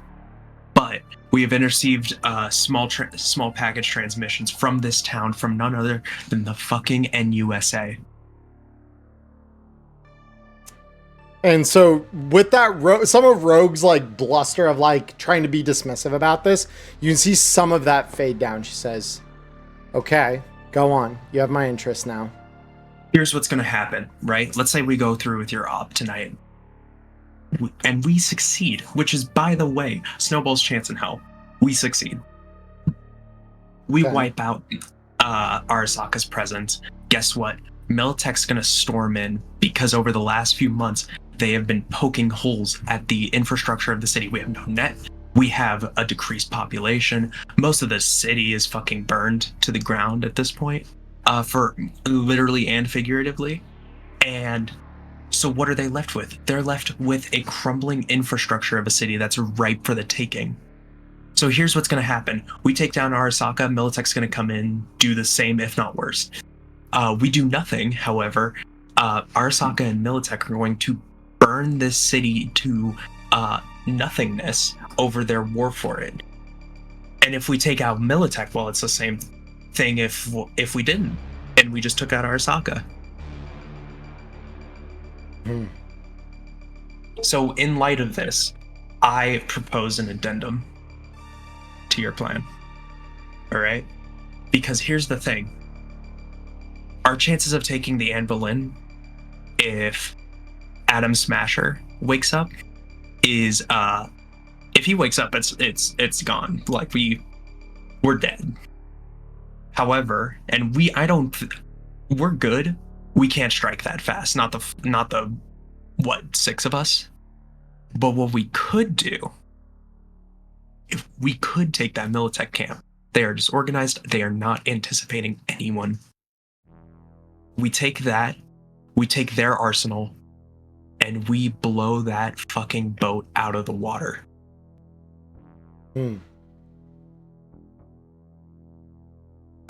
Let me get my contacts really quick, because this is...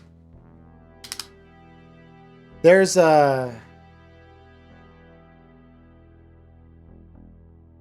something I want to check. And she gets up, walks out of the booth, and you can see, again, soundlessly from within the booth, her talking with a netrunner next to the bar. And you could tell by the way they're kind of postured, like it's hushed tones, making sure not to like talk over anything, basically, that could be heard by some random gonk at the bar. After a few minutes of this, she nods at him, turns around, walks back in. She says, so, from what the intel I have shows, Arstock is not showing force right now. Admittedly, all they need is Adam Smasher on the ground to do significant damage, but it's not like they're dealing with a whole strike force or anything. They're not dealing with, they're not coordinating as far as we can tell from what I've got. They're not coordinating with Home Office or anything like that to send a larger force.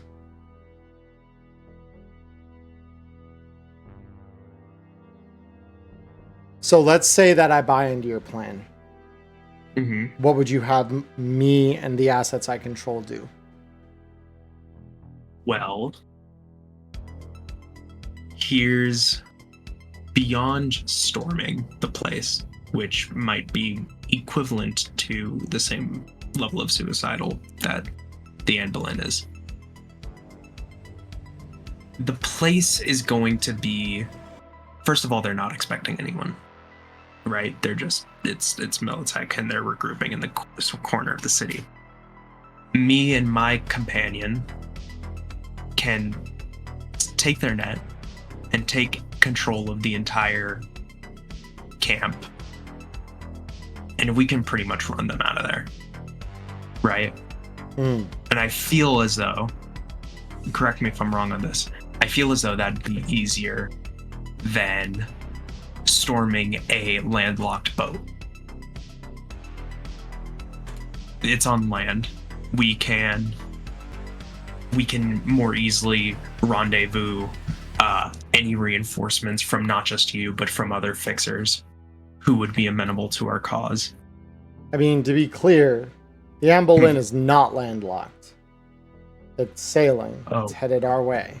That's why tonight it is, but it's separated from the mainland right now. So whatever ops they have in the mainland, those are off the table unless they scramble the same kind of thing that we're proposing. So that's why tonight's a good night, if not the only night like it we're going to get, to try and hit them fast, hard, sink them, get rid of Adam. We give them till tomorrow when the weather clears. Their radars will be nice and open. They'll have a crystal clear picture of the city and any ordnance that we'd throw downrange at them. Meaning countermeasures, meaning warfare, meaning things get very violent very quickly once they dust off that old cyber psycho they have in their hold. Right. What I'm proposing you do is to redirect the forces that we would target at the Anne Boleyn and then target it at the Militech camp instead. And then we take the assets we acquire there and we put that towards the Anne Boleyn. I think given we get me, we get Nyx, we get my associate, I think we can have control of that place rather fast. Okay. I mean, what do you guys think about it? Honestly, I was looking for any excuse to not have to get on that boat. Good thinking. I still think you talk too much, kid, but I'm down for whatever you are. Yeah, whatever.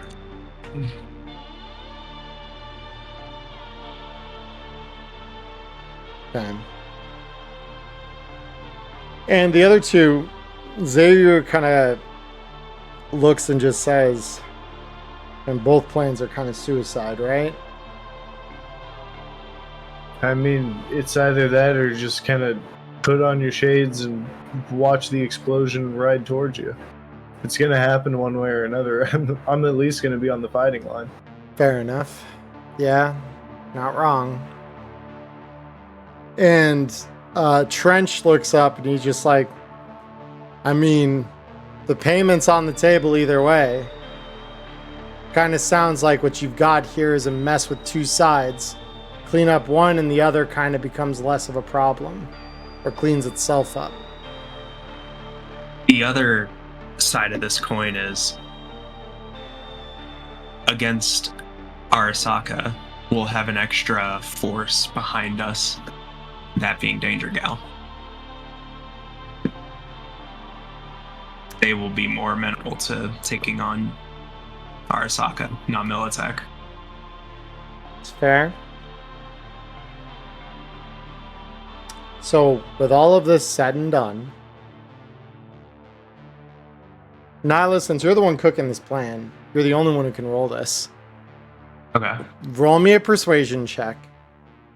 And given that you've supplied data and things to support this, roll that with a +2. Let's put some luck into here. Fuck yeah. Holy shit. Holy shit! Fuck yeah. So Rogue just kind of nods and just says, I mean, I can't fault you. That's... the logic's there. I'll say that you're fucking icing my vengeance kick here, but... Oh, I'm not icing it. And I'd imagine that I'd have the data of what was in the shipments to the Militech camp, right? Recluse might have that. Very topical. Like, it's not like she had a detailed manifest, and several of the shipments, as you might imagine, were like in sealed crates that she didn't necessarily have the like data on, right? So some of it is like, you know, what's visible on the back of trucks and things like that. She has that data for sure. But their nets and stuff they're bubbled off from the rest of the city. They don't really have like a proper network. Because Recluse was saying she's got like helixes, right? Well, they've got helixes. They had rocket launchers. She saw several vehicles getting rolled in, AVs, things like that. Yeah, and I'll just tell Rogue, like, this is what they're packing. This is what they've got stored away. It's just ripe for the taking. It is a lot of explosive. All right, fine. Equally suicidal. Payment's not going to change. $4,000 to each of you. You can get in, secure that shit, make a mess of the place, get out, and we rock the Enberlin. Yeah. And if we do two corporations basically out of Night City. So, Rogue, let me ask you this. 8,000 when we do both. It's a lot of scratch you're talking. It's a lot of explosives in there that you can keep probably and sell. You get a lot out of it. 5 in this room, plus it sounds like you had an inside source giving you this data. I assume I have another head to pay. You do, but it'll be worth it. You get to ice Smasher, plus you get to ice Militech. 2 birds, 1 stone. You know what? Fuck it. I'll bite. And she raises her hand up to shake yours. You got it. She says, all of my crews keep an eye on the Amberlin, make sure they don't get too squirrely or anything, but I've got a detachment, a couple nomads who owe me favors. I'll get them on the long-range radios, see who I can rustle up to offer you some distractions. Can't promise too much, but should be at least enough to create a nice little background. Mm-hmm. And I'll say, all right, Let me go fetch her. Okay. So And I'll go ahead. So I was just gonna ask Celsius, Rook, do either of you have any commentary on that? Not really. Not really. Okay. Cool. All right. So you're gonna do what now, Nyla? I was just gonna call Recluse and say, all right, here's the deal. Rogue's gonna provide us with a nice distraction for you and I to go take that base's net. We're talking nomads. We're talking basically a small but mighty strike force. Okay. Okay. Something worth our time. That's good to hear. Yeah. Let's bounce. Just know if I die tonight, I am gonna haunt your ass. We'll be fine. And so with that, we are gonna start getting ready to do this thing. So That is true. with that said, is there any last minute prep?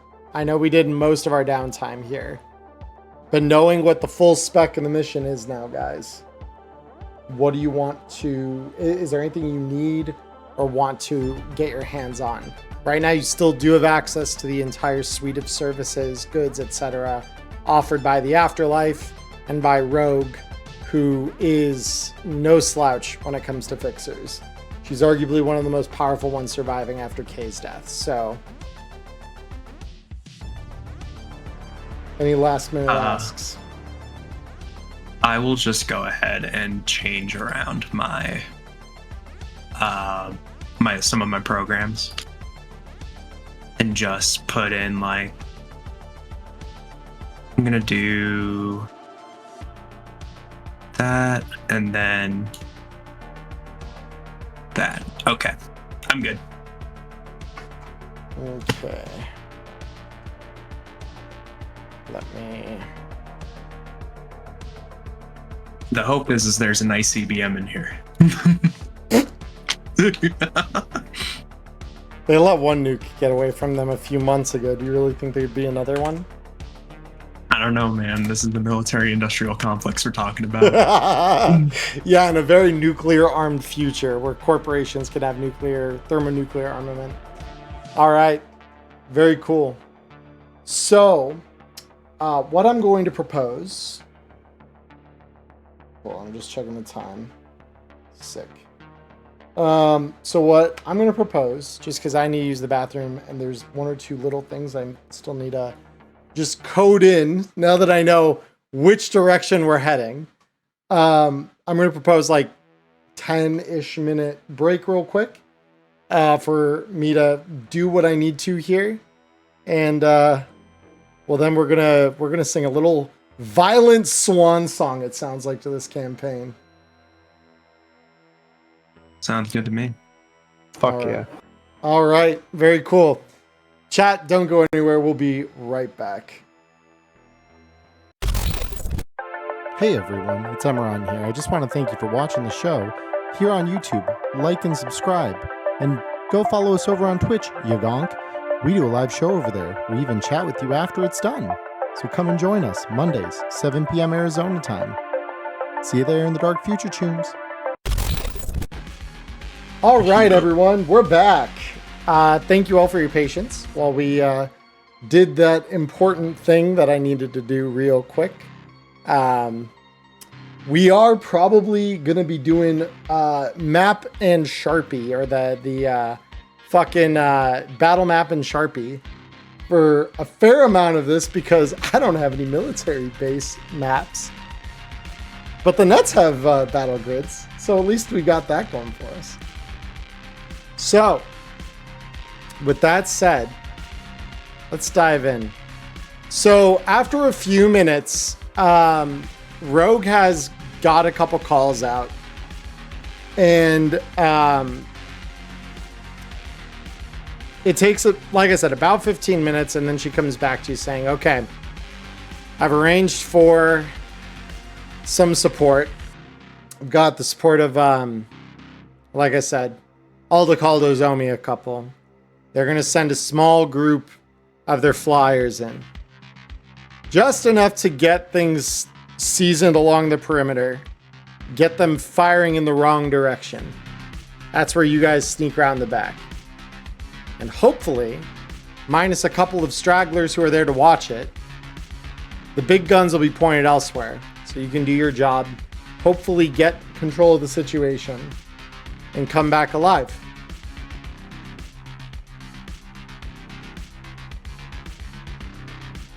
All right. Yeah, let me go grab my compadre and we can get rolling. I've got some AVs ready for you, so I'm sure they can pick her up on the way, depending on where they're located. Perfect. I'll direct him over. Yep. She'll know who it is. Yeah. So so you're gonna have Recluse meet you here, or just direct the AV where to go to pick her up? Yeah, I'll just direct the AV and Okay.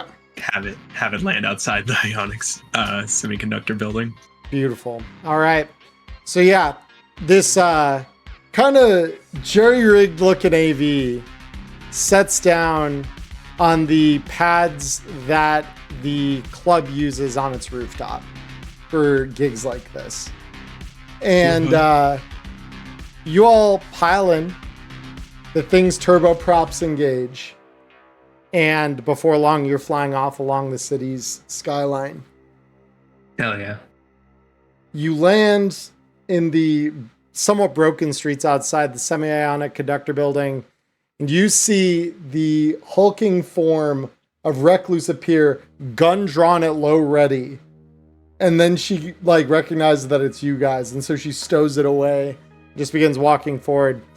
Says, you couldn't gotten something nicer, like a AV9, something shiny? Shut the fuck up and get in. Ah, fine. And she hops in. I figure if I'm gonna die tonight, at least I should go out in something that looks nicer than a fucking dump truck. No offense, by the way. And she looks in at the Nomad, who kind of gives her a look as she's making a comparison to that. Once we're done with this, you have 8,000 eddies to get you the nicest fucking vehicle you can imagine, okay? Yeah, as long as it's not being paid for my fucking funeral. I've lived too long to die like this. And so with that, you all lift off in the direction of the Militech camp at the edge of the city. So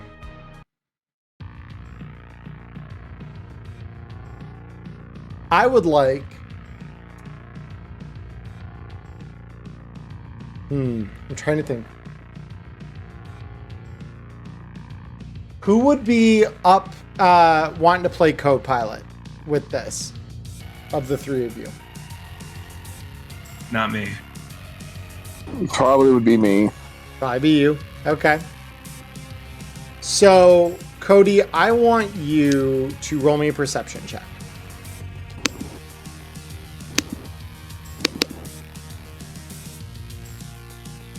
One second. There we go.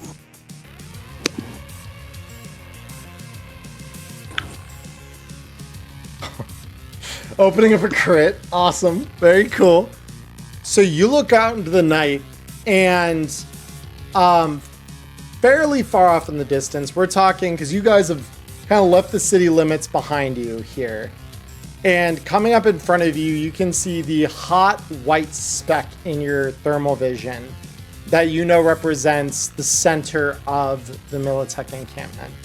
And it's at the base of this low ridge of buttes that is kind of set up there along the southern edge of kind of the Badlands to the southeast of the city. And so you see off to the east, like east and northeast, a series of flares suddenly pop up in the air. And between the rain and the lightning, they kind of hang there hazy. And pretty soon, you see tracer rounds firing from that direction toward the camp. And all of a sudden, it's like the hornet's nest got kicked.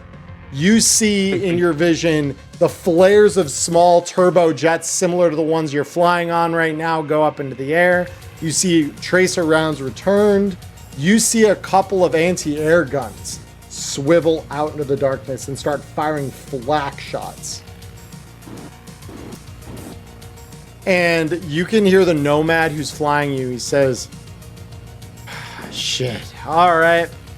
I knew I signed up for something stupid tonight. I didn't quite expect this, but you guys are professionals, right? You're sure you can do this? I mean, professionals are just people that get paid to do what they do, right? So I guess we are. Fair enough. And so he pushes forward through the night. I'm gonna have him roll me a pilot air vehicle check here really quick. Consider this, we're not dead yet, right? So we must be doing something right. Fair enough.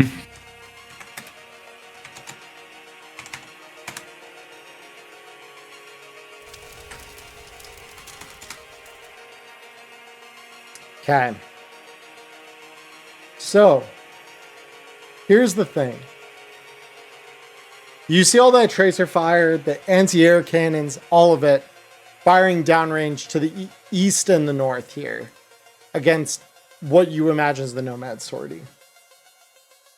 Someone down on the base, though, must have noticed the lone little transport that you're in. Because crackling over the comms suddenly comes unidentified aircraft. This is a real bad fucking night to be flying this vector. Identify yourself immediately or you will be fired out of the goddamn sky. And the Nomad, of course, looks at the three of you and your guests and just kind of freezes. And his eyes are looking for an answer in each of yours. I just look at Rook and say, flash your badge, let's get the fuck out of here. I'm gonna look at Recluse really quick. Think we could do something? I mean, I've forged SIGs before, but I mean, they're probably looking for positive contact. I'm not exactly a people person, in case you haven't noticed. Could have fooled me. Alright, come on, let's try something, alright? Wait, what? Buy some time. Oh, Okay, what do you have in mind? We're a shipment. Another one. Just coming on in. We have the packets, right? We know their what their SIGs look like. We could draw one up. And you see, like, her eyes start flickering as something gets computed. She says, here, take this.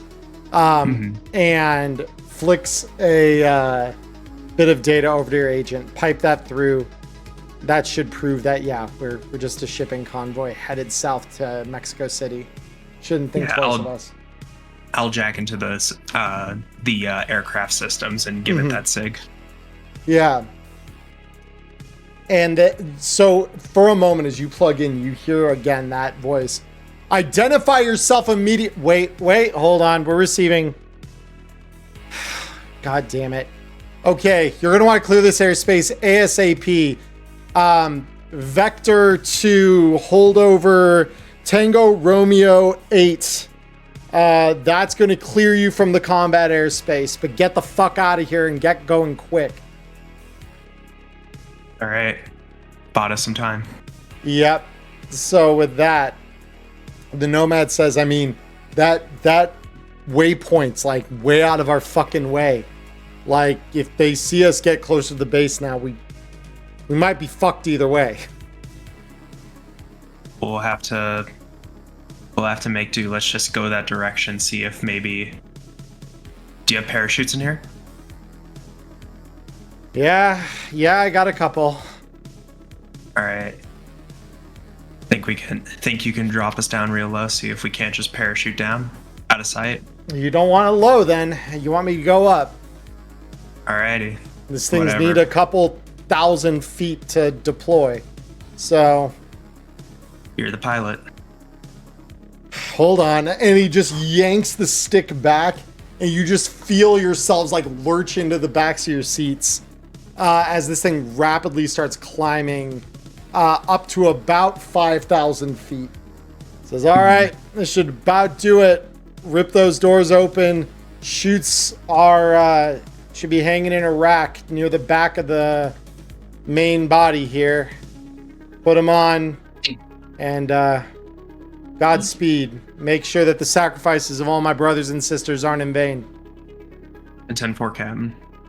Do you two want to join us? Yeah, I mean, if that's the entry point, we're going in with you. I mean, Alright. how many shoots we got at that point? We got, You got- what, 6 people in here. Yeah, you got one for everyone in the vehicle, so 6 plus the one for the pilot. Cool. All right. Alright. Let's do it. All right. So you put your chutes on, and then Xavier looks over at you, Rook, and just says, I have a little experience with this. I didn't think I'd be ever putting one of these back on, though, or jumping out the back of a vehicle. But heads on, everybody. And he reaches up to a lever at the kind of the top of the vehicle, pulls down, and a hatch at the back opens up. And you can feel the wind and the rain ripping in behind you as this thing opens up. Says, any takers for first? Now's your time.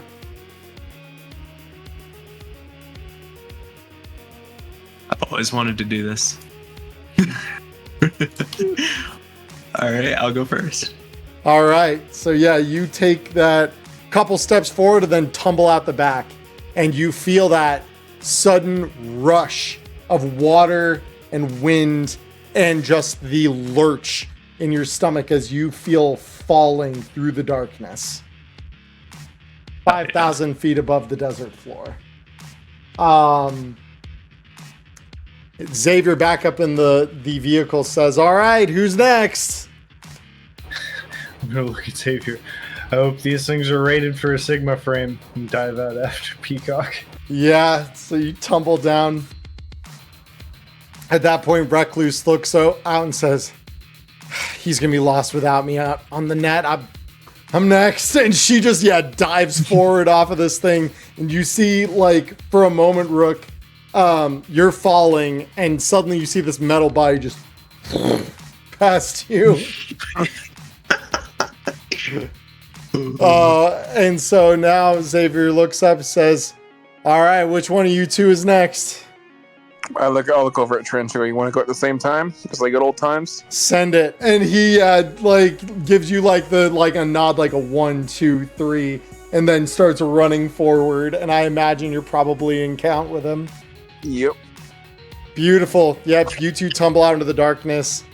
And over the radio, you just hear, thanks for the ride, Choom. We'll see you on the other side. And behind you, you see Xavier tumble out the back.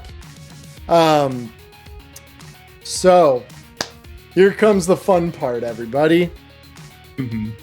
Everyone, please roll me a stealth check with a +4 because you're in total darkness. You're not using flares or anything.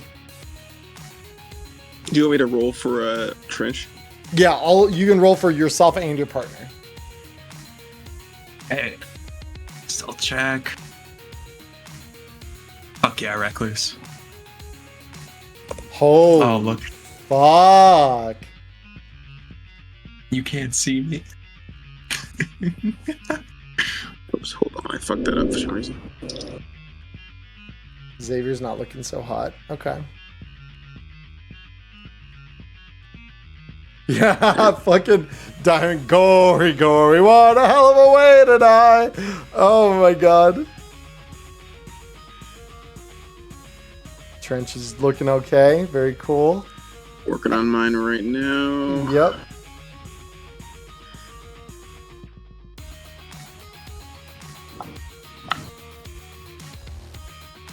Hell yeah. All right. Damn. So the rest of you, so this is the saving grace here. Xavier is the last one out. So if he gets seen, none of you are going to get seen. You're well below him. So now I'm going to roll for the base. Here comes the fun part. Okay. So Celsius, Trench, and Xavier. You all feel the wind rushing past you. I am going to allow all of you an opportunity here. Because... Well, let me see. Xavier, does Xavier have 8 reflex? He does. I believe Trench is the only one without 8 reflexes. Mm-hmm. So, Celsius and Xavier, please roll me evasion checks.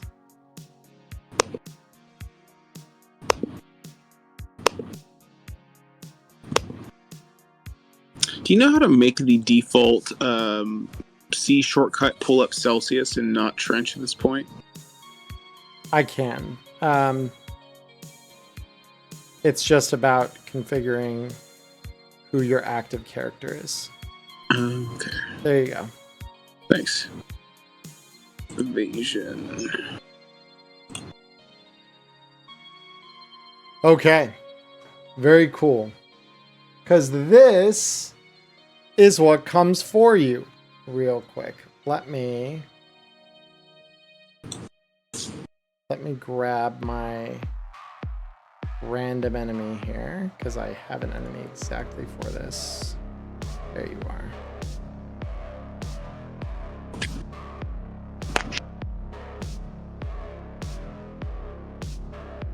All right.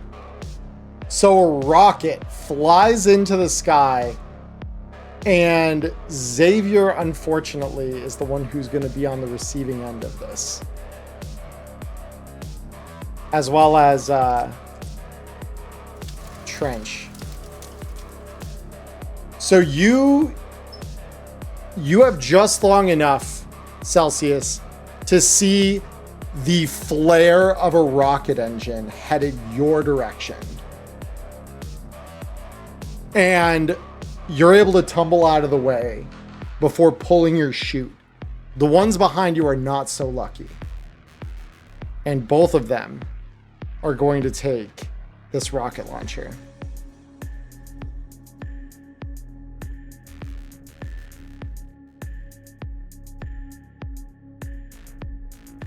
So, your crew is, at least for now, discovered. So, you guys have a choice to make. You know that it's going to take you maybe 3 rounds to get to the ground here. And that's assuming you dive and basically you're halo jumping here. You're like going to rip that cord at the last possible second, and it's going to probably sting a little when you hit the ground. You'll live, you'll be operational, but it will hurt probably. If you want to take the slower way down, which leaves you more exposed, it's going to be double that. So, what do we want to do?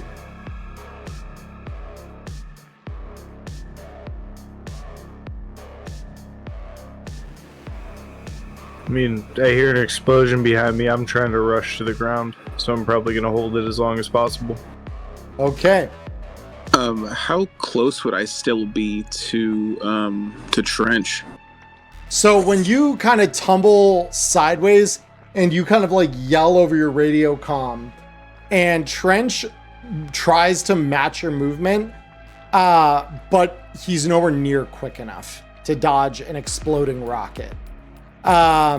So on the other side, he tumbles past you just a little ways.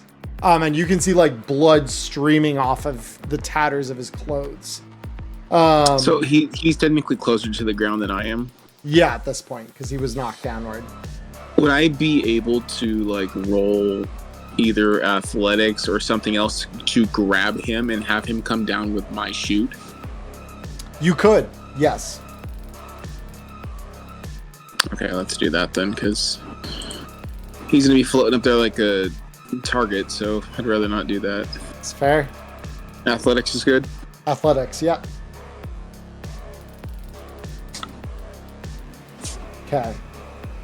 So you grab at him, and he's fairly close, so this isn't the hard part. The hard part is when you deploy that chute, you suddenly feel yourself much heavier than you may be expected to, and that chute does not deploy nearly as quick as you want it to. So you've got the ground rushing up toward you, and you recognize this because you have thermal vision. And the deck is coming up to meet you way faster than you would like. So you have kind of two choices here. One is to effectively roll a pilot air vehicle check and try to maneuver your parachute into like more of a circle here to like bleed some of your speed here.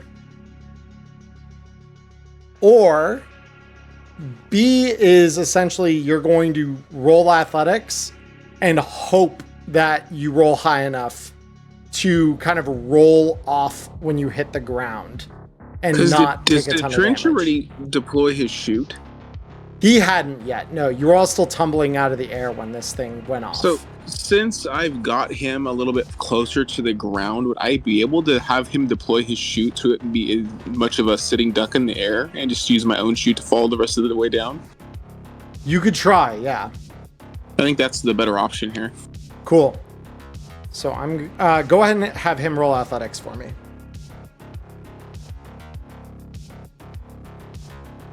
Oh, hello, 6 luck. Yeah, you'll notice your friends all have luck. That is usable. Good to know. All right. Beautiful. So yeah, you kind of like grab Trench, make sure he's good, and he just kind of like weakly shakes his head for a moment in the rain, and he just kind of like signs to you like I'm okay, and then you let him go and he yanks that chute and starts floating down toward the deck, allowing you to do this in a more controlled way. So with that said, those of you who passed your stealth roll, could I get, so the stealth roll passers here were Peacock, Recluse, and Rook. Could I get athletics check from the three of you?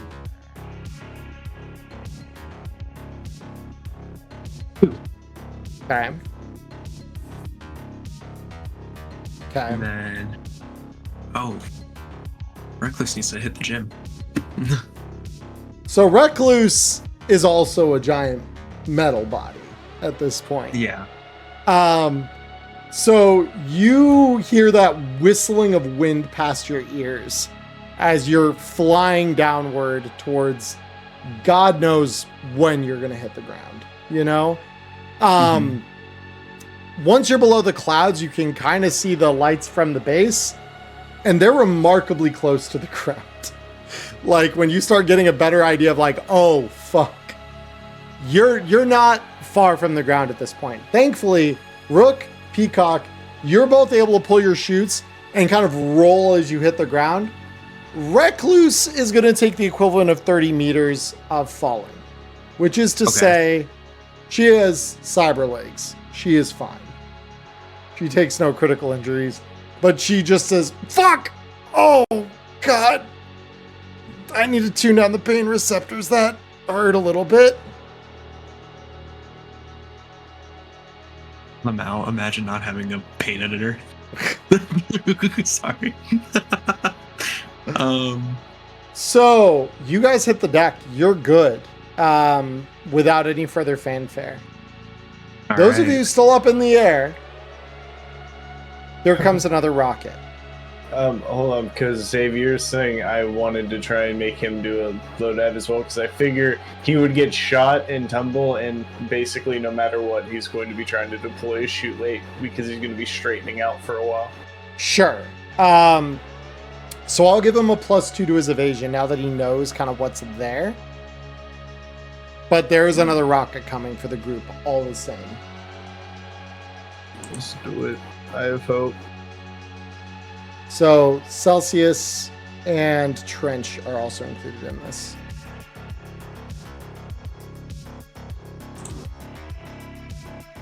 But I probably should have asked that. What DV is he firing from? That's right, it's like an emplacement flak. There is no DV for them. It's Right. just roll evasion. Yep. My question is, are we still all close enough together to get hit by the same rocket? 10 meters is as close as you need to be to get hit by that same rocket. So that's 30 feet in the air. None of you are linear framed. So yeah, you probably would be. So Xavier, Celsius, and then yeah, and then your go ahead and roll me evasion for Trench as well. Even though he normally couldn't dodge bullets, this time he kind of knows this one's coming. Because yeah, if I was using the rocket launcher DV, this would be at a DV 20, I believe. Okay. So Celsius is the only one who will not take damage off of this. Shit. Bam. Bam. Yeah, so another rocket just explodes in the air. That said, Xavier can roll athletics here to pull his chute. Come on, Xavier. Come on, buddy. Alright. Ooh. That is good enough. That is good enough. So he yanks on that cord and he hits the ground, rolls off. Like, you can tell he's done this before. He's got the motions down to a fucking science. The problem is he's bleeding bad. When he hits the ground, Rook, maybe 5 meters from you, you see just blood in the moonlight. And you just, fuck. Ugh. They got some serious guns on that thing. I'm gonna hear him hit the ground and look back and see him and run back and kind of drag him into cover. Damn right, they do fucking... And I'm gonna try and just stash him off to the side, and I'm pretty sure at this point I still have my trauma team, right? Yeah, probably. Assuming that they'll respond, A, this far from the city, and B, with all of the network outages that have been happening. Fuck, that's true. Well, messages are the one reliable way. They just take a while. Yep. And my plan is to just snap my card and leave him there with it. Okay. And so you pull the card out and Xavier just looks, just, no. Fuck, I can still go. I got this. I got this. I'm gonna press him back up against the wall. No, you don't, Shoom. You just took 2 slaps to the face on the way down.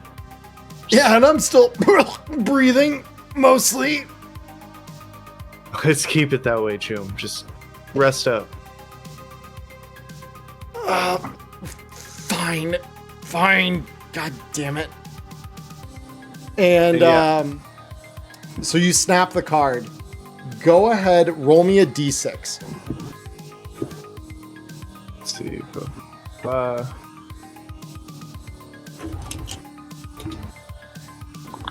Holy shit. So allow me to elaborate on what I just had you do there. You're rolling to see if this comms transfer went through immediately or not.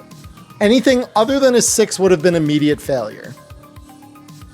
So Let's your go. transmission goes through to trauma team. Roll me We a just had to now call it a backup roll. yeah. Well, this is I didn't have you roll a d10. That's the other thing. So roll me one more d6 then to determine trauma team's arrival time. 4 rounds. Okay. So Xavier's just got to hold out for 4 rounds. Very cool. So let me do our first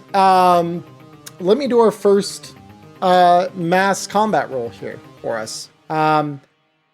So Nyla, if you'd be so kind as to roll me a d10 plus 8. Plus 8? Plus 8. Okay. Oh, still on recluse. And then, I'm assuming another one? No, I'm rolling the other one. Okay. Okay. Oh, you bastards. So you see another one of these giant anti-aircraft guns rotate into position and fire off at the Nomad AVs that you can see kind of just little lights on the horizon. One of them explodes as one of these anti-aircraft rockets makes just a clean, direct hit. Shit. And it tumbles out of the sky, exploding in a massive fireball. Yeah, we're on to that level.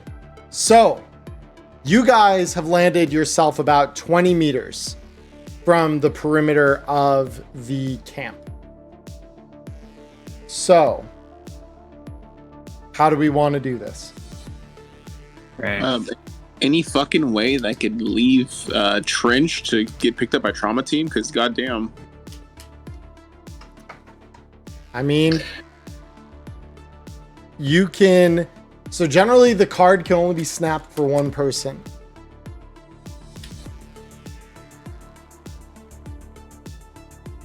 So it's up to you in that way. You know what? Hmm. Oh, this is probably a real stretch. I'm gonna risk trying to message Rex really quick. Okay, you're a good long way outside the city. So I'll take whatever role I need. roll a d6 for me. Same thing that we're gonna do that I just did for Ghost. On a 6, this goes through. Nope. Okay. No service. I mean, I'll look at him at this point and ask him, do you really feel like you want to fucking keep going? You're ready to fucking fall over. Yeah, but I don't quit. 8,000's a lot of money. I've been worse. How much health does Trench have for 9. Fuck. On This, my folks, screen, is- he has 7. Oh, does he have 7 now? I've got an idea, so I'm Oh, he does going to have look at Peacock, and I'm Mhm. going to hand him my agent. I'm going to say, can you make sure that this works? Alright, let's do this. All right.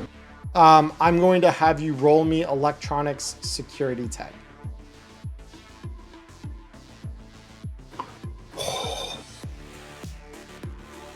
So, you are able to update the kind of the firmware on this thing to boost its gain.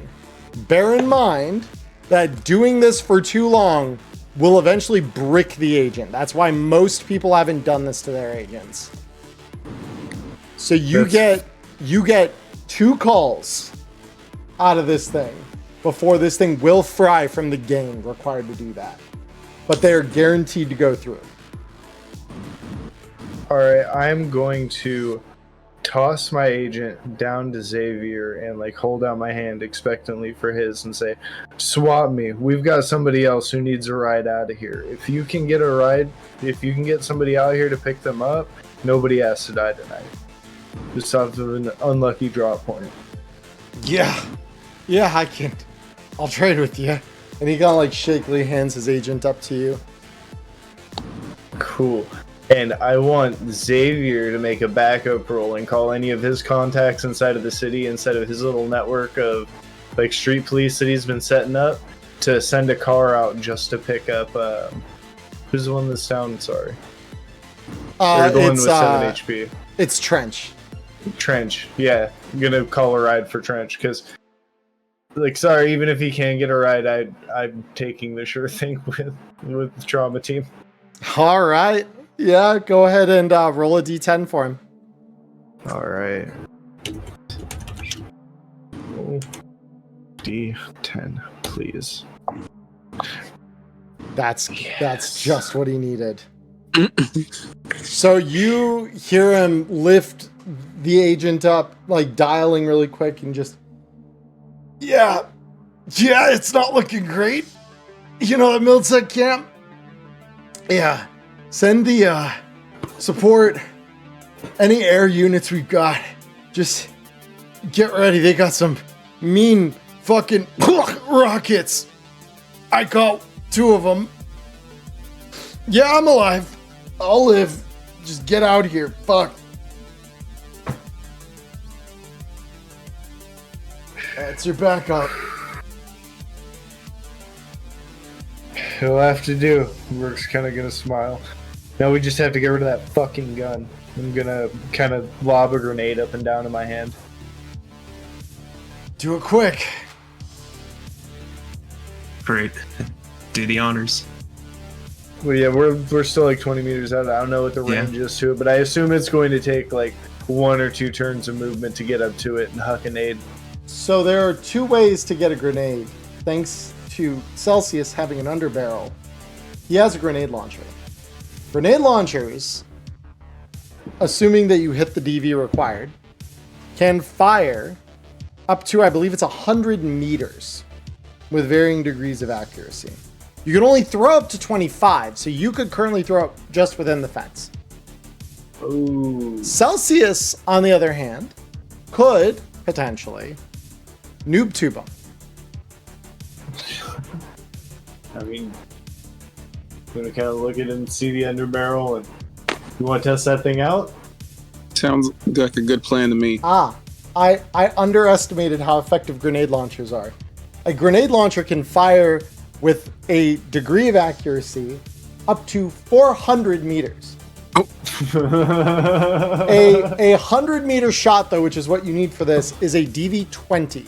And it's going to use your heavy weapon skill. So, that's not great. Not great. However, Like, not great to the point of I don't think I can hit that even if I wanted to unless I crit. What if I engage in like full sprint to use my 8, or not full sprint technically, but I use my 8 move to get that much closer, and then that gets you 16 meters of the 20 to the perimeter fence. The gun inside, I mean, you'd still be in the same range bracket. You'd be 51 to 100. Okay, and that's a DV what to get it where I need it? If you're firing from a grenade launcher, it is a DV-20. No, my hand. Like just running You up to the can't- fence and trying to huck it, or is it that deep in there? It's too deep because you can only throw up to 25 meters by hand. Damn. Yeah. I'm gonna turn to Recluse and say, think we could disable that thing? Bet they've got it linked up to their net somewhere. All right. We could try to take out that AA in the meantime while you guys take out any manpower on the ground, if that's how you want to do it.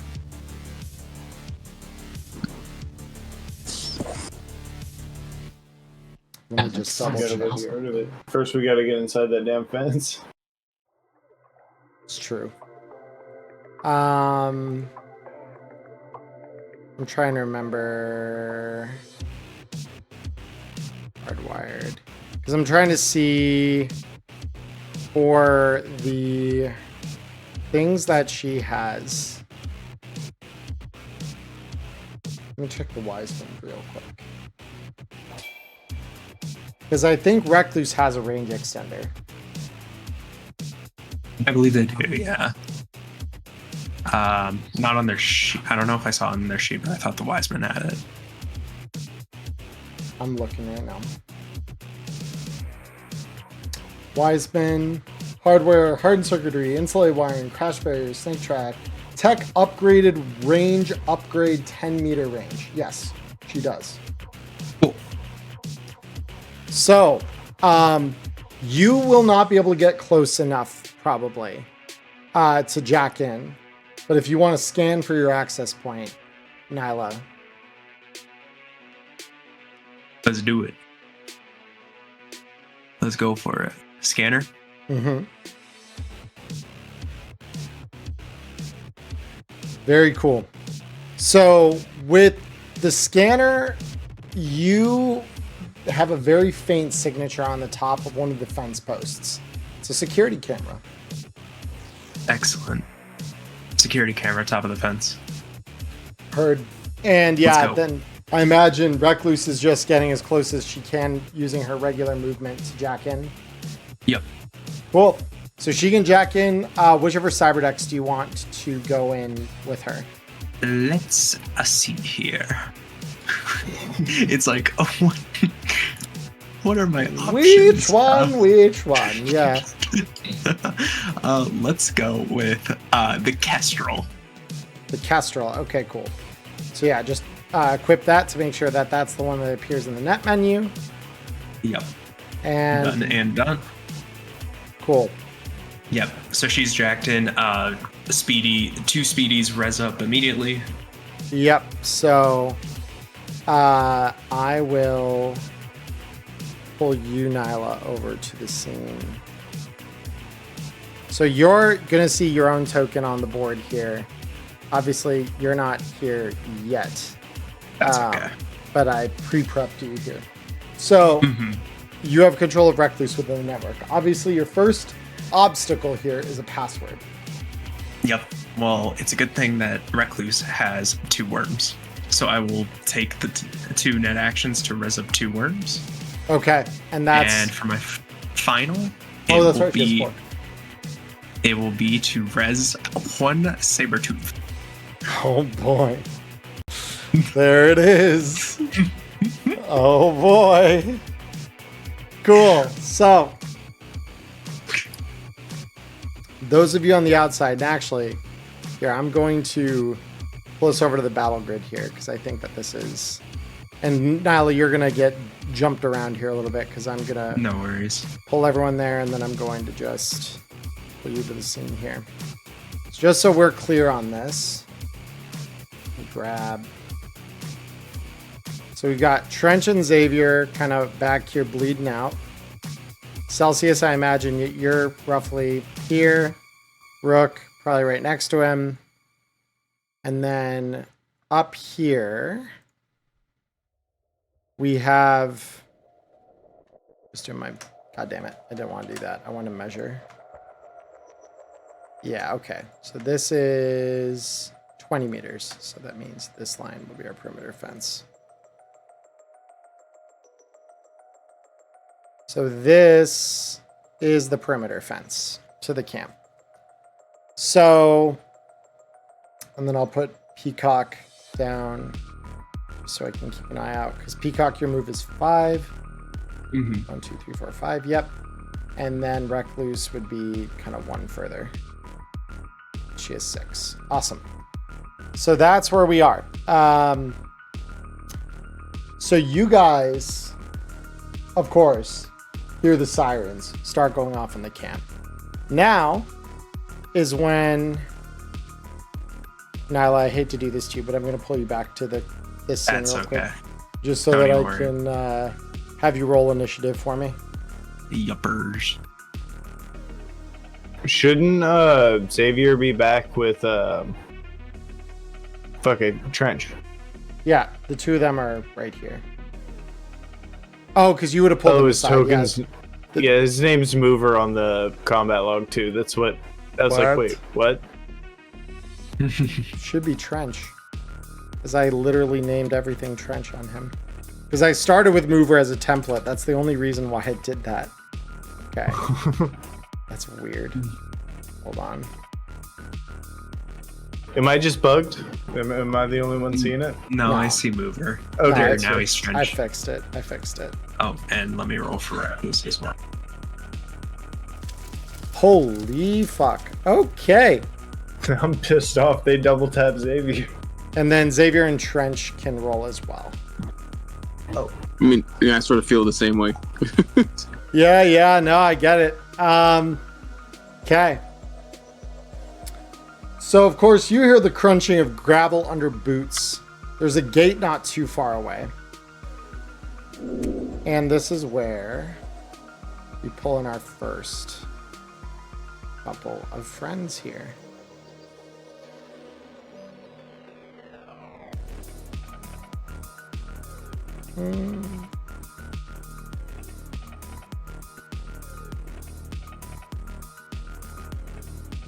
So we have two Militech guards that have come in from a gate over this direction. So I'm going to roll them into initiative here as well. Come on. There we go. Boop, boop. Okay. So, Rook, you are up first. You can see these guys kind of crunching through the darkness. They're silhouetted by light behind them. So it's not like you're going to take darkness penalties to hitting them. About how far off are they? Just ping like where on the fence line they would be? They are right over here, actually. They're on the battle map. Oh, I can see them. Yeah. Right there. Do I want to prioritize getting in or... No, I should prioritize... Well, I see them getting into something, so I'm going to go 1, 2, 3, 4, 5, 6, 7, 8. I do have 8 on this, right? Yeah. Then, what would the DV be for a grenade from here? So you could get a grenade out to there. And that would be a DV-15, I do believe. Let me double check. Yes, that is a DV-15. Let's send it. Rolling attack. That'll hit the area. Yeah, I'm aiming for like exactly that guy, just dead ahead of me. You came down stealthy, so they may not fully know that you're there. Let me actually double check. Do they have... They do not. Okay. So they don't have IR. They haven't scoped up at least yet, because they probably have it on their guns, but they don't have it. They just saw where the parachutes came down. So they can't dodge this. They come out ting ting ting. Oh shit. Yeah, and so they look down, just what the, and then yeah, this thing just starts throwing hot metal up into the air. So that's the first one, and now the second one. You rolled here, separately for these.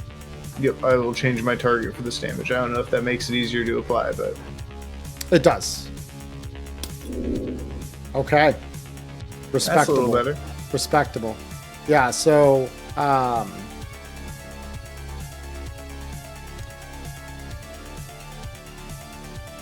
so that's there. And so both of them, you just see these hot metal shards just pierce into the armor and start burning away at it. Xavier. Oh, Xavier is he's going to ready, or actually I can have him full sync into like hiding, right? Like going into stealth, because he isn't necessarily like in the combat yet, and we're kind of diverting attention over here. I want him to just like crouch down behind whatever I set him up against and fucking chill. Got it. So let's see. Is it a good stealth? And hopefully this will be the last roll I need to do with him, so I'm going to put his 3 luck into it so it doesn't Got go to it. waste. Hey, and a good roll. That's good. All right. And then no movements or anything, right? Nah, he's chilling. Sick. Recluse, we come back to you. So let All me go right. ahead and pull you back into the network here.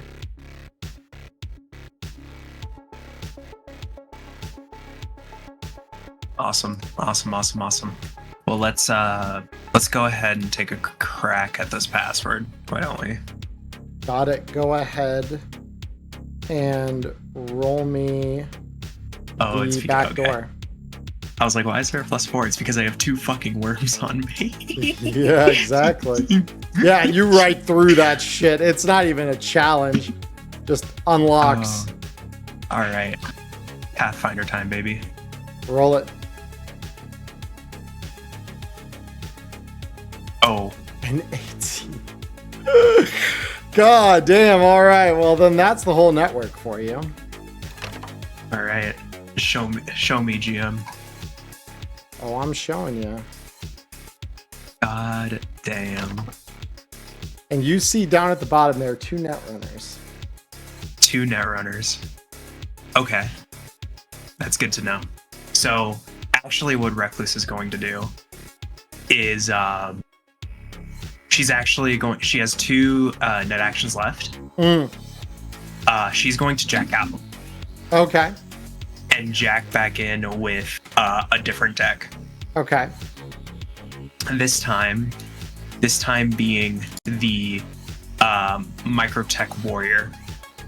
Okay. Yeah, and because there are net runners on the network, it does not reset. So yeah, you've still got the password crack. Beautiful.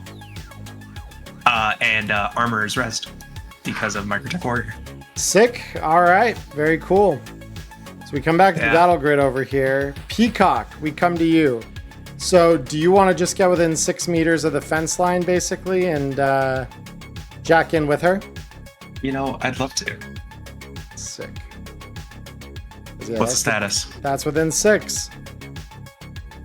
And she just says, well, 2 runners at the bottom, 10 floors, plenty of ice. Easy. And yeah, she All right. like literally just flicks over the net map so you can see everything she sees here.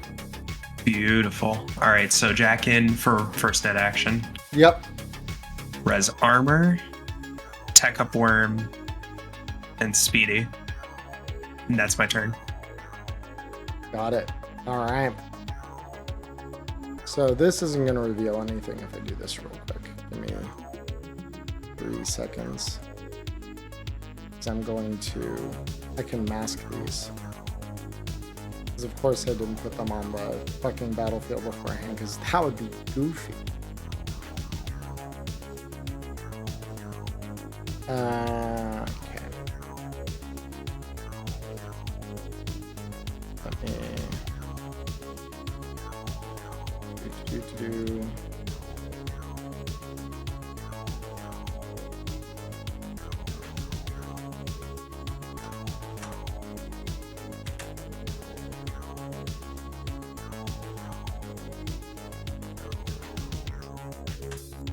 Okay.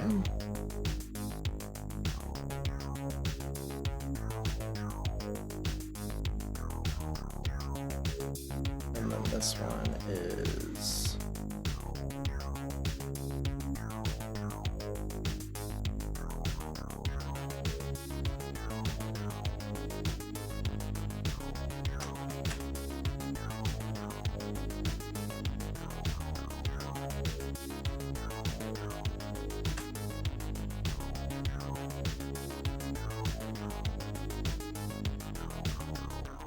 okay. So now we go to Celsius. Alrighty then. So I'm going to fire on the guy that's lower on the map here, because I can see their asses, and they're Yep. in perfect range. So let's do it. Okay, what are you shooting with? Assault rifle. To the head. Oh! See, I was like, oh, Holy it's too bad you fuck. didn't declare that before you rolled, but then of course it's right there on the roll. That's Mhm. motherfucker, that's a lot of damage. Go ahead and roll me that. Ice him. Flatline him. Holy shit. Not terrible. Not terrible at all, yeah. So you see sparks as this guy's armor-jacked helmet catches part of the round, but of course, only part of the round. So now you hear the cocking of the slide on each of these guns. Just open fire! And all of a sudden, the night is opened up in front of you by these two aiming downrange with infrared scopes. What is their range? Or what is their DV, just to be They curious? are running with assault rifles. So their DV at Probably 26 is... They're at 13 right now. Yeah, we're gonna have to do something about that. Yeah. Holy shit. Holy shit! Yeah, I'm sorry. Here's the second one, just so you know what the DV is. Oh, the duality of man. At least it wasn't a crypto. Well, no, because one of them's aiming for you, so I'll take your first result. Oh, the you other- drew out the two lines, so I just assumed. My bad. No. Yeah, I was just double checking that it wasn't different. And then the other one is aiming for you, Celsius. Same DV. Okay. You made it harder. Give you that. All right, so this was the one coming for Rook. Misses. Second one, this is the one coming for you, Cody. Hits. All right. Cody,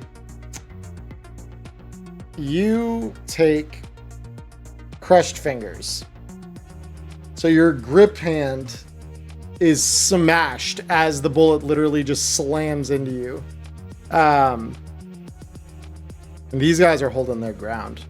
Now it's Trench's turn. What does Trench do?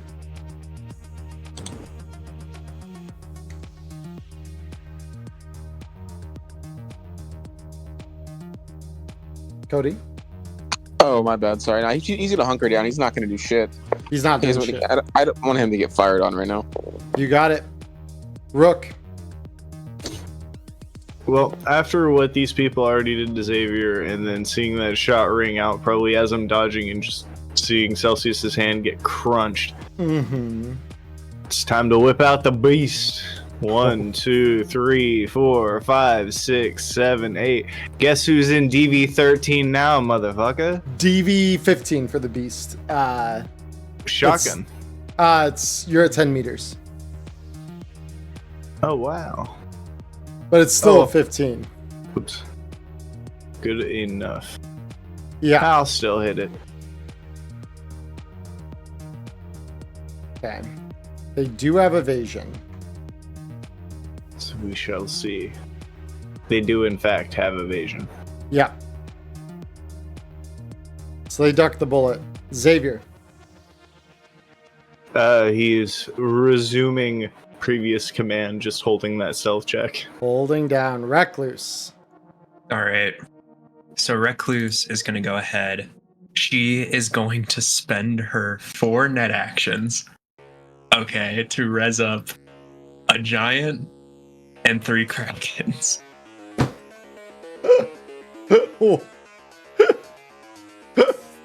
What the fuck? Holy shit. I feel really bad for these dwellers. Jesus Christ. Oh, okay. Oh yeah, Diamond does throw out a great question. Where is Sam? Indeed. Let me go ahead. I forgot to add Sam to the table here.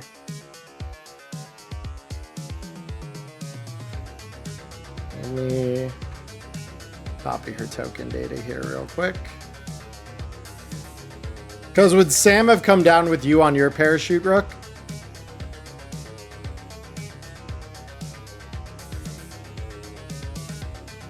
Ghost? Oh yeah. Sorry, what? Would Sam have come down with you on your parachute? Yeah, that probably would have been. I was actually kind of thinking about that. Like, because if I still have my carry-all on me, I assume it would have been like I have my parachute on in the back, and I would have like temporarily hung my carry-all from the front, and we just Yeah. kind of fix everything when we get down. Yeah. Probably wouldn't have been comfortable, but I imagine Sam would fit in the carry-all to Yeah. like ride down. Then once The we nice get thing down, about- just set them down, turn them on. The nice thing about a Robo-Dog is they can fold up, and they can be a little more compact than a Bio-Dog. So, Sam can fit in a backpack. Hell yeah. Yeah. So I imagine that she's probably deployed with you here. So let me go ahead. I'll roll her into initiative real quick. Okay, good to know. So Recluse did her thing. Peacock, we're on you next. All right. Okay, so for this, here's what I'm gonna do. I am going to take 2 net actions, Mhm. and I am going to res up my dragons. Okay, So we currently on this floor have 6 things of black ice. you do. For the record. I am going to go ahead and descend. Okay. I'm So- going to just drag these 2 with me Oh, because these I- are the dragons. I desynced myself. God damn it. Hold on. Just reload the map. There we go. All right. You encounter a Kraken. Go ahead and roll me a speed check. Okie dokie artichoke. Man. Imagine being slow.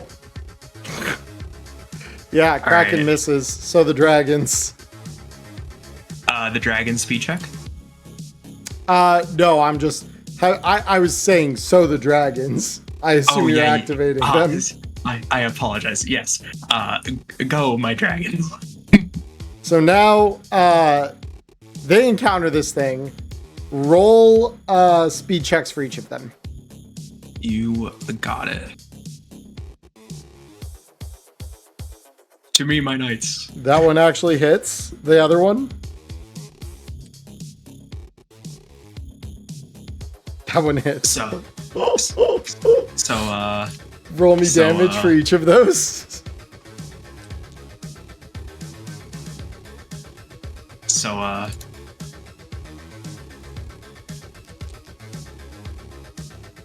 Yeah, the Kraken gets deleted instantly. I holy, think you over leveled, my guy. holy shit. Oh, Behold. okay. the monster ice pick. So yeah, that's all your net actions. Celsius, we're on to you. Okay, so optimally to use my sniper rifle, how far would I have to back up? To get optimal about it, you'd have to back up. Let me see how far you are. You're at 40, I think, right? Yeah. So to get optimal about it, you'd have to go 6 spaces backwards. Which is exactly what I can move. Beautiful. Then yeah, And that guy in the bottom is about to you're get in clapped. you're in a DV15 range.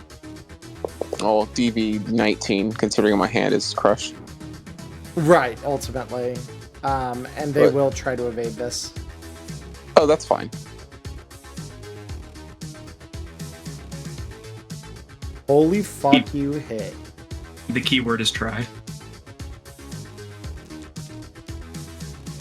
The fun part is they can't shoot me from this far away.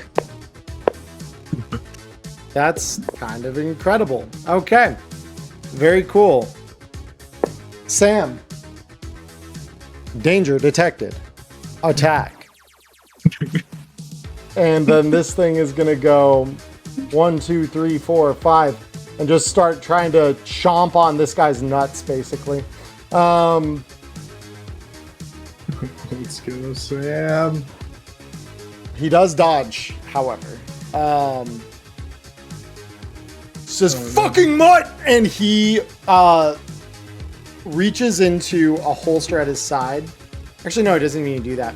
He levels the assault rifle, and you see him switch his hand's grip down to an underbarrel attachment, and he pops a shotgun round at Sam. This guy clearly does not know what happens to people who mess with Sam. And Sam cannot dodge bullets, so this is a hit to Sam.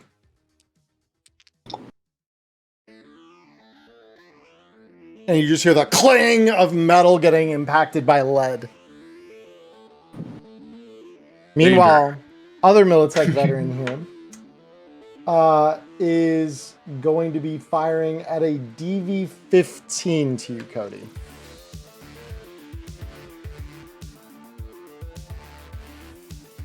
Would you like to try to evade? Oh yeah, 100%. Yeah, okay. You evade. I didn't max my evasion to not evade. Hey, amen, brother. All right. Trench, I assume you're just having him chill, right? Oh yeah, no, he's not moving. Sick, Rook. Because we had, 4 rounds of combat before they show up? Yes, and this is 3 of 4 that we're starting right now. Cool.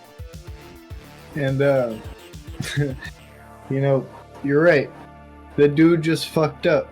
He hurt Sam. So just out of reaction, the beast goes off to the side, and I am full charging this guy. 1, 2, 3, 4. And I am going to engage in a grapple. Roll it. Presumably wrapping my hands around this man's fucking throat. Oh, shit. Yeah, Rook, you just immediately just grab him by, like, the collarbone and start working your hands towards his neck as you just kind of shove him backwards. Oh, boy. Xavier, what do you want Xavier to do, if anything? Just chill?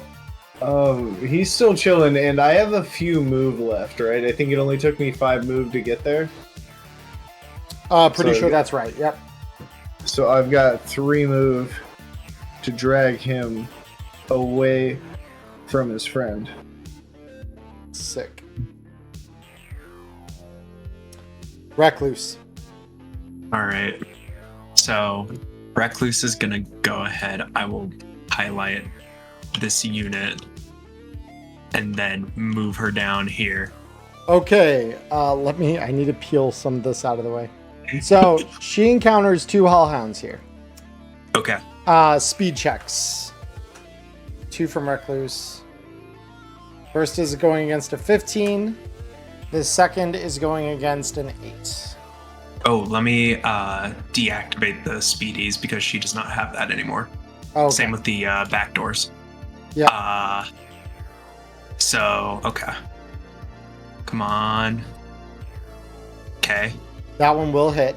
So, thankfully, she has insulated wiring. Second one will not. Okay.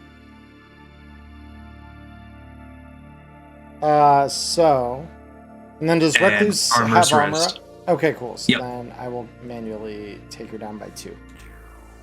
Cool. Small spark, nothing serious. That was just movement. Are you continuing? Oh, absolutely. Okay, very cool. So next we have a password. Yeah, she will go ahead and she will backdoor. You got it? Oh, damn. Little too tough. Not quite able to get Alright. through on that. Thankfully, she, unlike me, actually has luck. Yeah. The burn of luck and try again. Easy. That's actually just enough. The luck mattered there. So yeah, you break through the password. Goddamn. All right. And so yeah, she is just going to chill there. Okay, holding there. Got it. And then you're next. Yep. So wait a minute. Sorry. So she had 1 net action left. She after did. that, right? Okay. Perfect. I'm going to go ahead with Peacock, move down. Yeah, and then these things would have followed her because they're locked onto her since Perfectly you actually fine. don't need to check against that. Perfectly cool.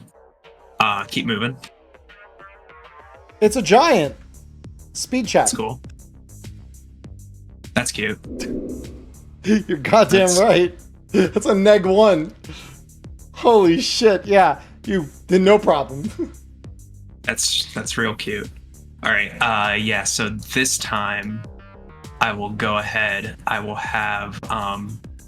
So you need to I'll spend a net action on each of these to deactivate That's- them. Yeah, and that's okay. Because I still have all 4. So do 1 on each to deactivate them. So you'd be down to 2. Have Yeah. them follow you. Yeah. Perfect. And so yeah, they'll they'll both be targeting the giant. They both are activated. Okay, cool. Roll their speed checks. Giant is going to be... So the first is against a 7. So the first one misses. The second one is against a 10.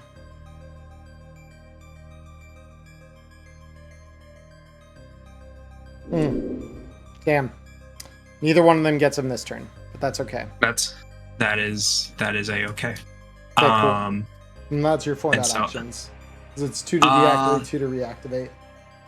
Do they not deactivate if their target is dead? Or no, they don't. They would stay and wait on that floor unless. Oh, I didn't know that. Yeah. Okay. All right, that's cool. Whatever. Cool. Celsius. That's a hit. Or that. Hold on. I'm getting ahead of myself. That is a hit. No, it's a hit. It's still a hit. Yeah. I didn't misspeak. I just spoke too early. I spoke with confidence far sooner than I should have. Yeah, so that hits. Now, Sam, you hear this, like, attack. And it tries to chomp at this asshole again. So, asshole will evade. Of course, at a -2. So, that'll actually be a 19 because I didn't add it to the roll. Sam will miss, unfortunately. This Militech veteran.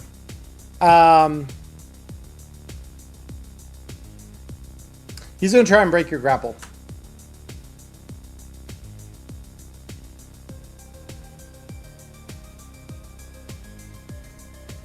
He does. So he's no longer grappled. And he will back up 1. Let me see here. You've got, 2, 3, 4, 5, 6. Yeah, it's 6 squares. 7. All right. Next, this veteran, who is going back and forth with you, Celsius. He's taking a shot at you again.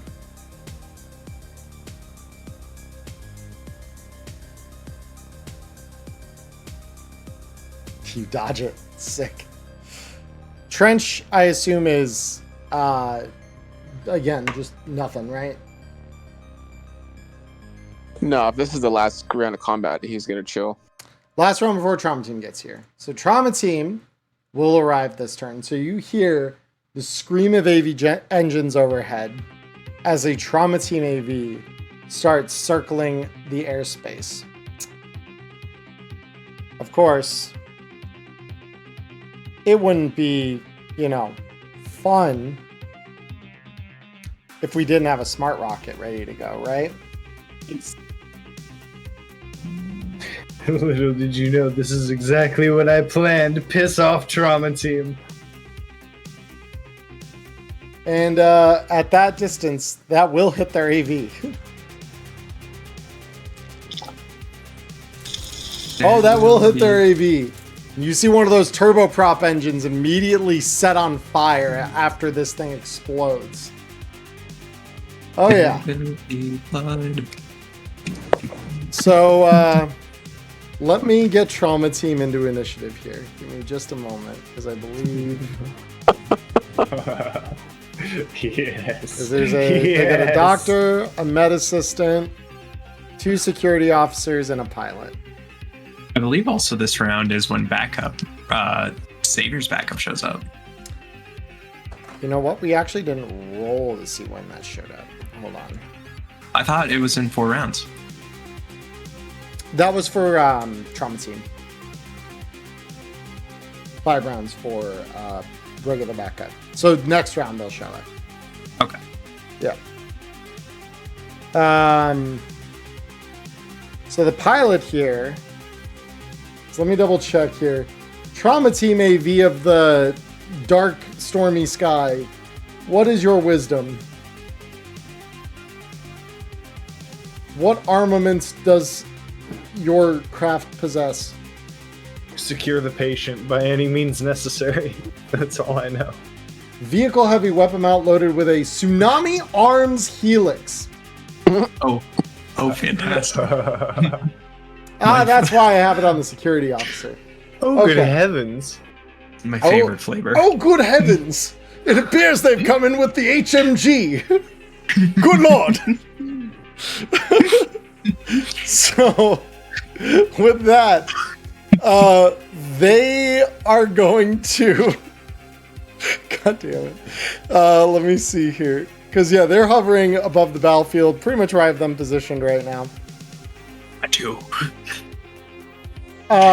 And after they explode, normally, you know, they announce their presence. Say, like, just, like, clear the landing zone. Trauma team is landing, kind of thing. Not this time. This time, it's immediate. You see one of the heavy weapon mounts. As this thing starts spewing lead down towards this poor sod in particular.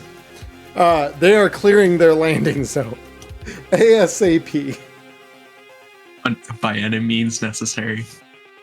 Of course, that will miss, but it was a good attempt. It really intimidated him. So, yeah, so let me go ahead. I'll move all these guys into initiative. Oh, you know what we haven't rolled? Mass combat. You're right. Nyla, if you would be so kind. Oh, I Roll would me be with so a +7 this time.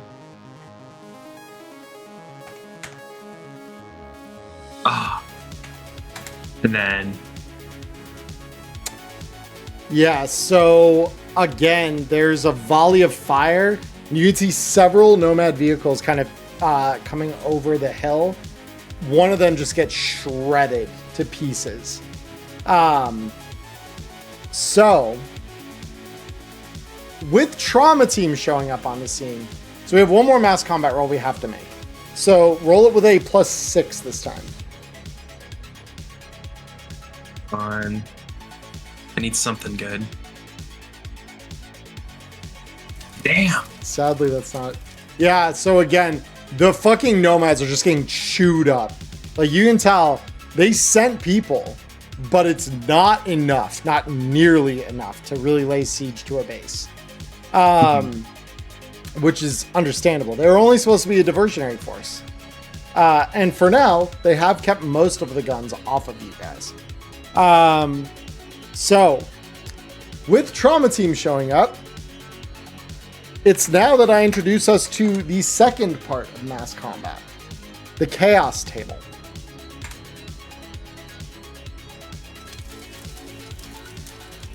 Oh. Fascinating. Yeah, the sound of this table makes me think that 10 might not be the best number to roll for us. So,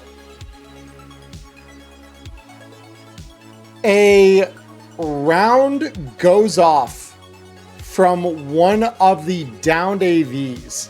Almost like it's just a misfire, right? Like this thing had a cannon round chambered, and the heat of the fire sets it off. Rook, if I could get you to roll me a D6, please. Oh, shit.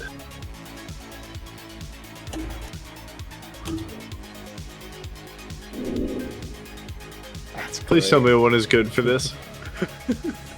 See, this is the best part, is no one knows what the fuck is good and what's not, right? This is actually very good.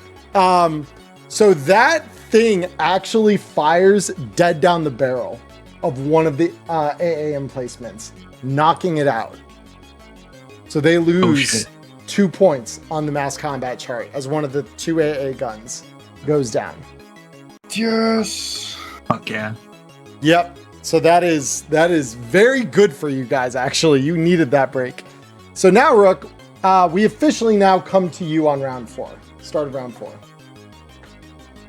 I am going to hold up my badge to the trauma team and point to the 2 Militech people attacking us. Basically trying to signal them like, I'm the one who called you here. These are officially the aggressors, so that they focus fire officially that way. Awesome. Because I have empty hands right now. I had to drop my beast to run up and grab Oh, that. that's true. Yeah. Or actually, Okay. no, I did that for flavor. I can leave the gun on the ground. I know where it's at. Cool. So, the pilot is going to maneuver their AV toward the signal of the card. So they're going to get a little further out. But you do see that the heavy weapon mount is still pointed in their general direction. Xavier. Is he going to do anything here? He's gonna start waving the card. Yeah. Cool. Recluse. All right. So Recluse still has 2 Hellhounds on her. Yep. So roll me defense for her. Yep. Passes. I'm better, And and not so much. not so much. So the second Hellhound is going to hit. Not enough to Not get through for armor, anything. though. Yep. Perfect. All right. Do you mind moving the Hellhound, the top one, to like the left here, so I can just highlight all of? Thank you. And so yeah, we are just going to go ahead, move down, and so here's what she's going to do. She is going to wrest control of this first control node. Okay. So, go ahead and roll me as not enough. It's not enough? Okay. 1 luck.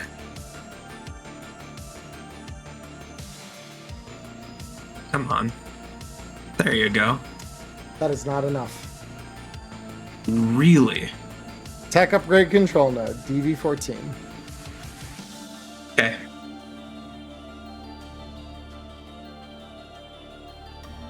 So here's what I'm actually going to do. We're going to move down to here. Okay, so there on this floor are 3 ice. Killer, and a Kraken. 2 killers and a Kraken. So the killers are going to lock onto her black ice. So I need... Let me see here. So it would actually still contest against Recluse's speed since these aren't active yet. Okay. So yeah, Recluse is going to roll her speed 3 times. Versus a 13 against a 12, so that passes. The second is a 16 against a 15, that passes. And now for the Kraken. An 18 against a 6, that passes. All right. Let's move down. Password. Back door. Passes. You're through. Hello, motherfuckers. And just say, when the fuck did runners get in?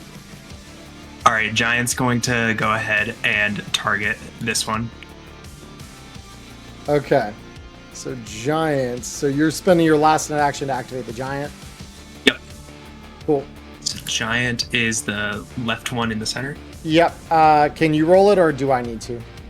For speed, I can. Yeah, roll speed.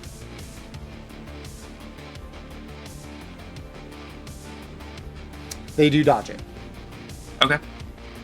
That's perfectly fine. Cool. We're on to you next then, Nyla. Perfect. Giant's Because what I'm coming. going. Giant's gonna hit you. Potentially. Sure.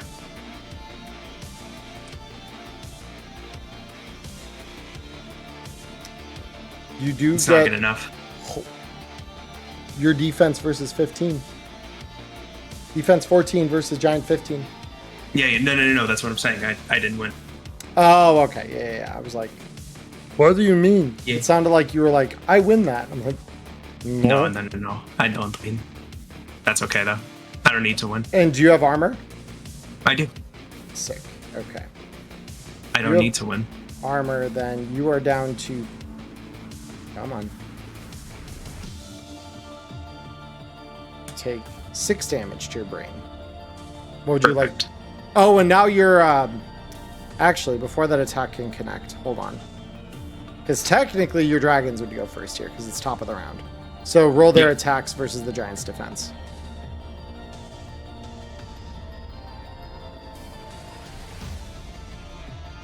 That hits. Roll me the damage on that one. 17, all right. Cool. And the other one? 10 versus 7 hits. Damage. Fuck me. Holy shit. Can't tarot on black ice, but that's enough to delete the fucking giant. It's Cool. gone. So do I not take that 6 damage? You do not. I've already reverted it. Beautiful. Okay, Yep. so here's what we're gonna do. So are you going to spend your net actions to deactivate the giants? Because these would have gone down chasing Recluse. As would the Hellhounds. No, I actually wouldn't. Okay. So they're just going to stay there. So just you moving.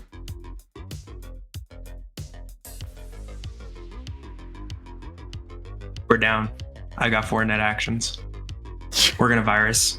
There are 2 of them! Fuck! Call the commands! Oh, come on. What's the virus you're trying to program? I'm trying to turn these so us two, I'm trying to flip our statuses, mine and Recluse's, to be to these 2 dwellers here. Oh, so you're just flipping IDs, basically? Yeah. So you want to reassign all of the black ice that's currently on the floor to these 2. Yep. Very cool. Very, very, very cool. So the one very minor downside about this is, of course, that Recluse's own black ice has locked onto one of those IDs already.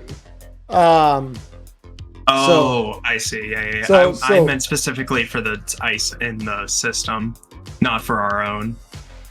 Gotcha. Yeah, because I figured our cyber decks aren't going to be affected by the black ice. It's just the system itself.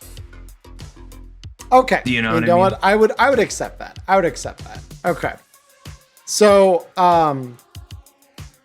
well, let's see. Would these guys have anything rezzed? They probably have an armor rezzed.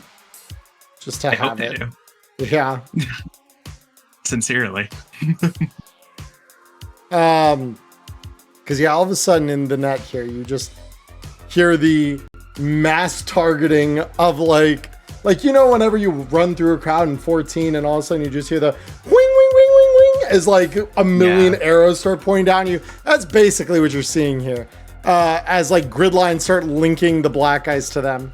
So here come a fuckload of die rolls. Man. Hold on, I'm Hate getting to be these guys. Yeah. So goddamn, this is gonna suck. All right, so we're doing this one at a time. I'm gonna say this is just gonna target one of them, because For the sake of simplicity. and also because you've just flipped the targets, so it makes sense that'd be the one that you were, not the one that Recluse was already dealing with. The other one. God damn it! I just need to remove my glasses. So, first the killer. So this thing's speed versus Netrunner speed.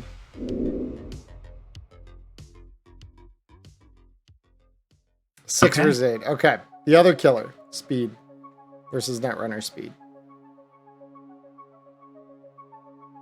Netrunner dodges. Very cool. So now it's the Kraken. Speed. You're going nowhere. Potentially. We need to see. Ah, damn. Okay. Next up, the Hellhound.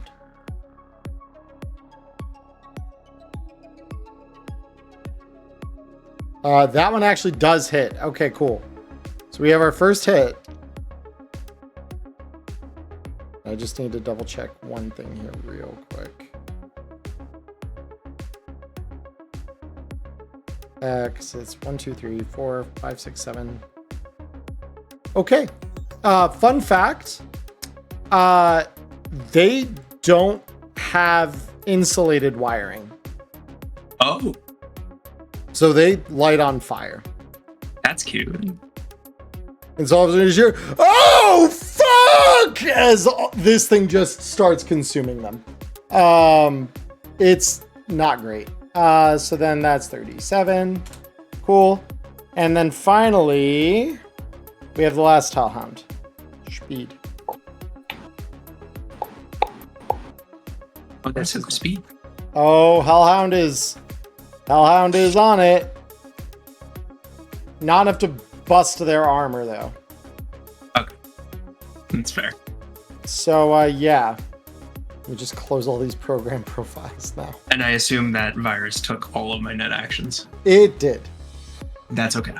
Finally, we go That's back to okay. the battle grid here. Celsius, we're on to you.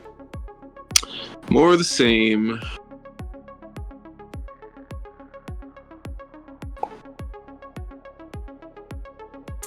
Okay.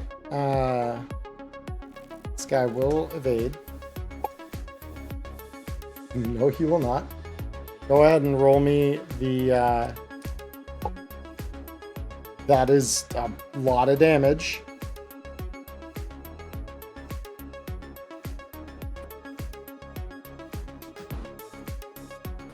Oh boy.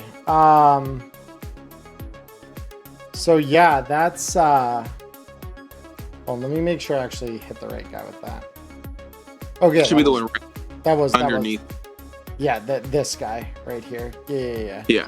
No, yeah, it was the right one. Cool. All right, so now it's the Trom Team security officer who you just see zip down on a zip line, and this guy has an assault rifle in his hands. And immediately he says, "Securing the patient!" And he's going to just start taking shots at these guys.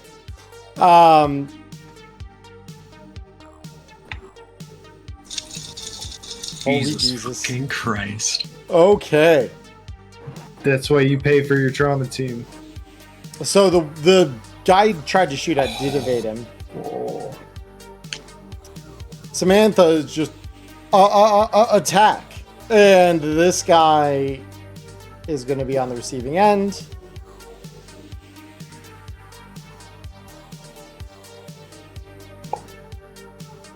It will sadly miss. He's trying, okay? Yeah. Militech veteran is going to raise their assault rifle again.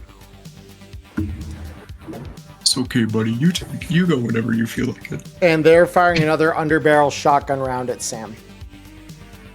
Why do they hate my dog so much? Because it tried to bite him in the nuts. I think they should get bitten in the nuts.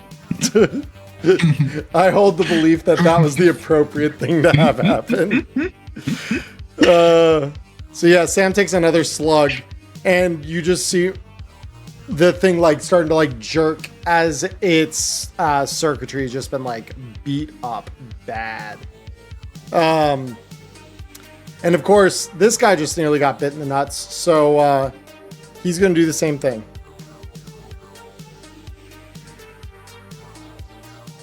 Hits. No. Oh shit. It's Given that fine. Sam's Sam is a- technically immortal.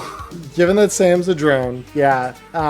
So this last one just cocks the gun, fuck off, pulls the trigger, and you just hear, and you just see like a spark fly up. Sam has been decommissioned. She is destroyed. No.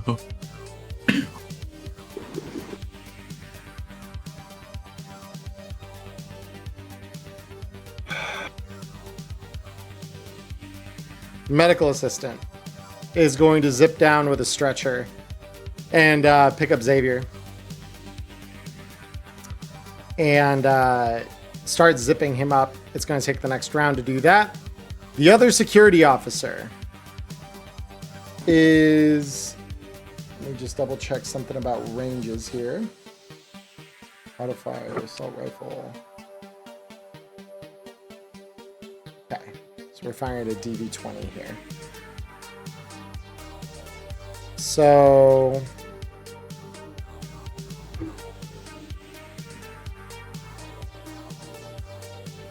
it will potentially miss. This guy will try to evade this. He does. Okay. You hear the telltale ping of a helix emptying its last round.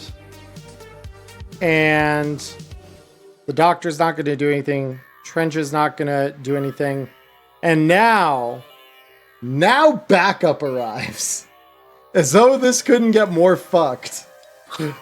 Backup arrives. Everybody's invited to this clusterfuck. Jesus Christ. Everyone is here. Oh my god. We might need another session, honestly, to like just sort through this nonsense. Because I know we're at 11:30 already. Jesus, that went fast. Let me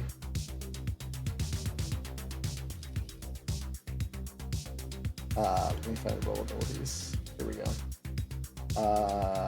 Lawman. At rank 5 through 7, it's the Sheriff's Department. 2 local county Mounties patrolling the exurbs and the highways. They arrive in a high-performance ground car armed with heavy pistols and assault rifles in heavy armor jack. Oh boy. So let me see if... Do I have these guys?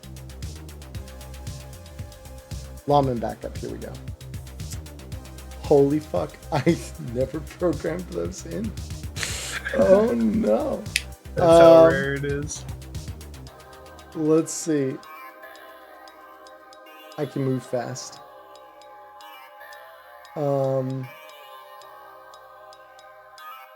So let me get a pulse check from you guys.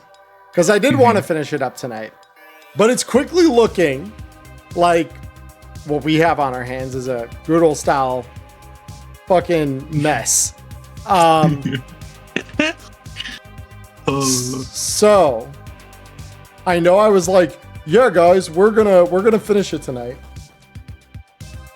How opposed are we to picking this up next week, or are we okay continuing right now? Because I know Cody already said he wasn't feeling great, and Nyla, you have to be up relatively early tomorrow, so I don't want to keep us super late tonight. Don't remind me.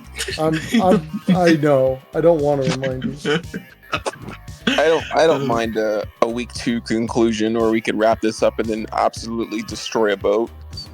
I think giving us maybe another session might let us give the send-off that I think this season deserves. It's probably 2-part finale then. Okay, cool.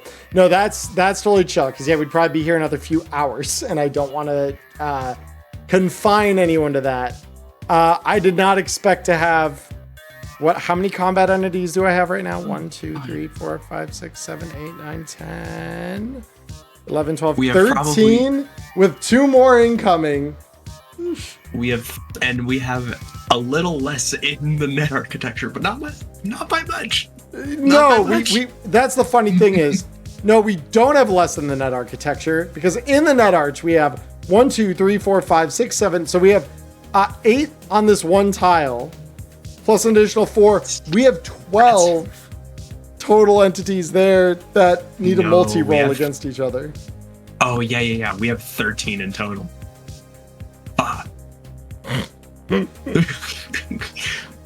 What a net run. What a fucking mess. You guys want to attack a Militech facility. All right. Okay. Well then, I had hopes. I dreamed a dream that we would get this done tonight. That dream is faded out real quick, but that is okay.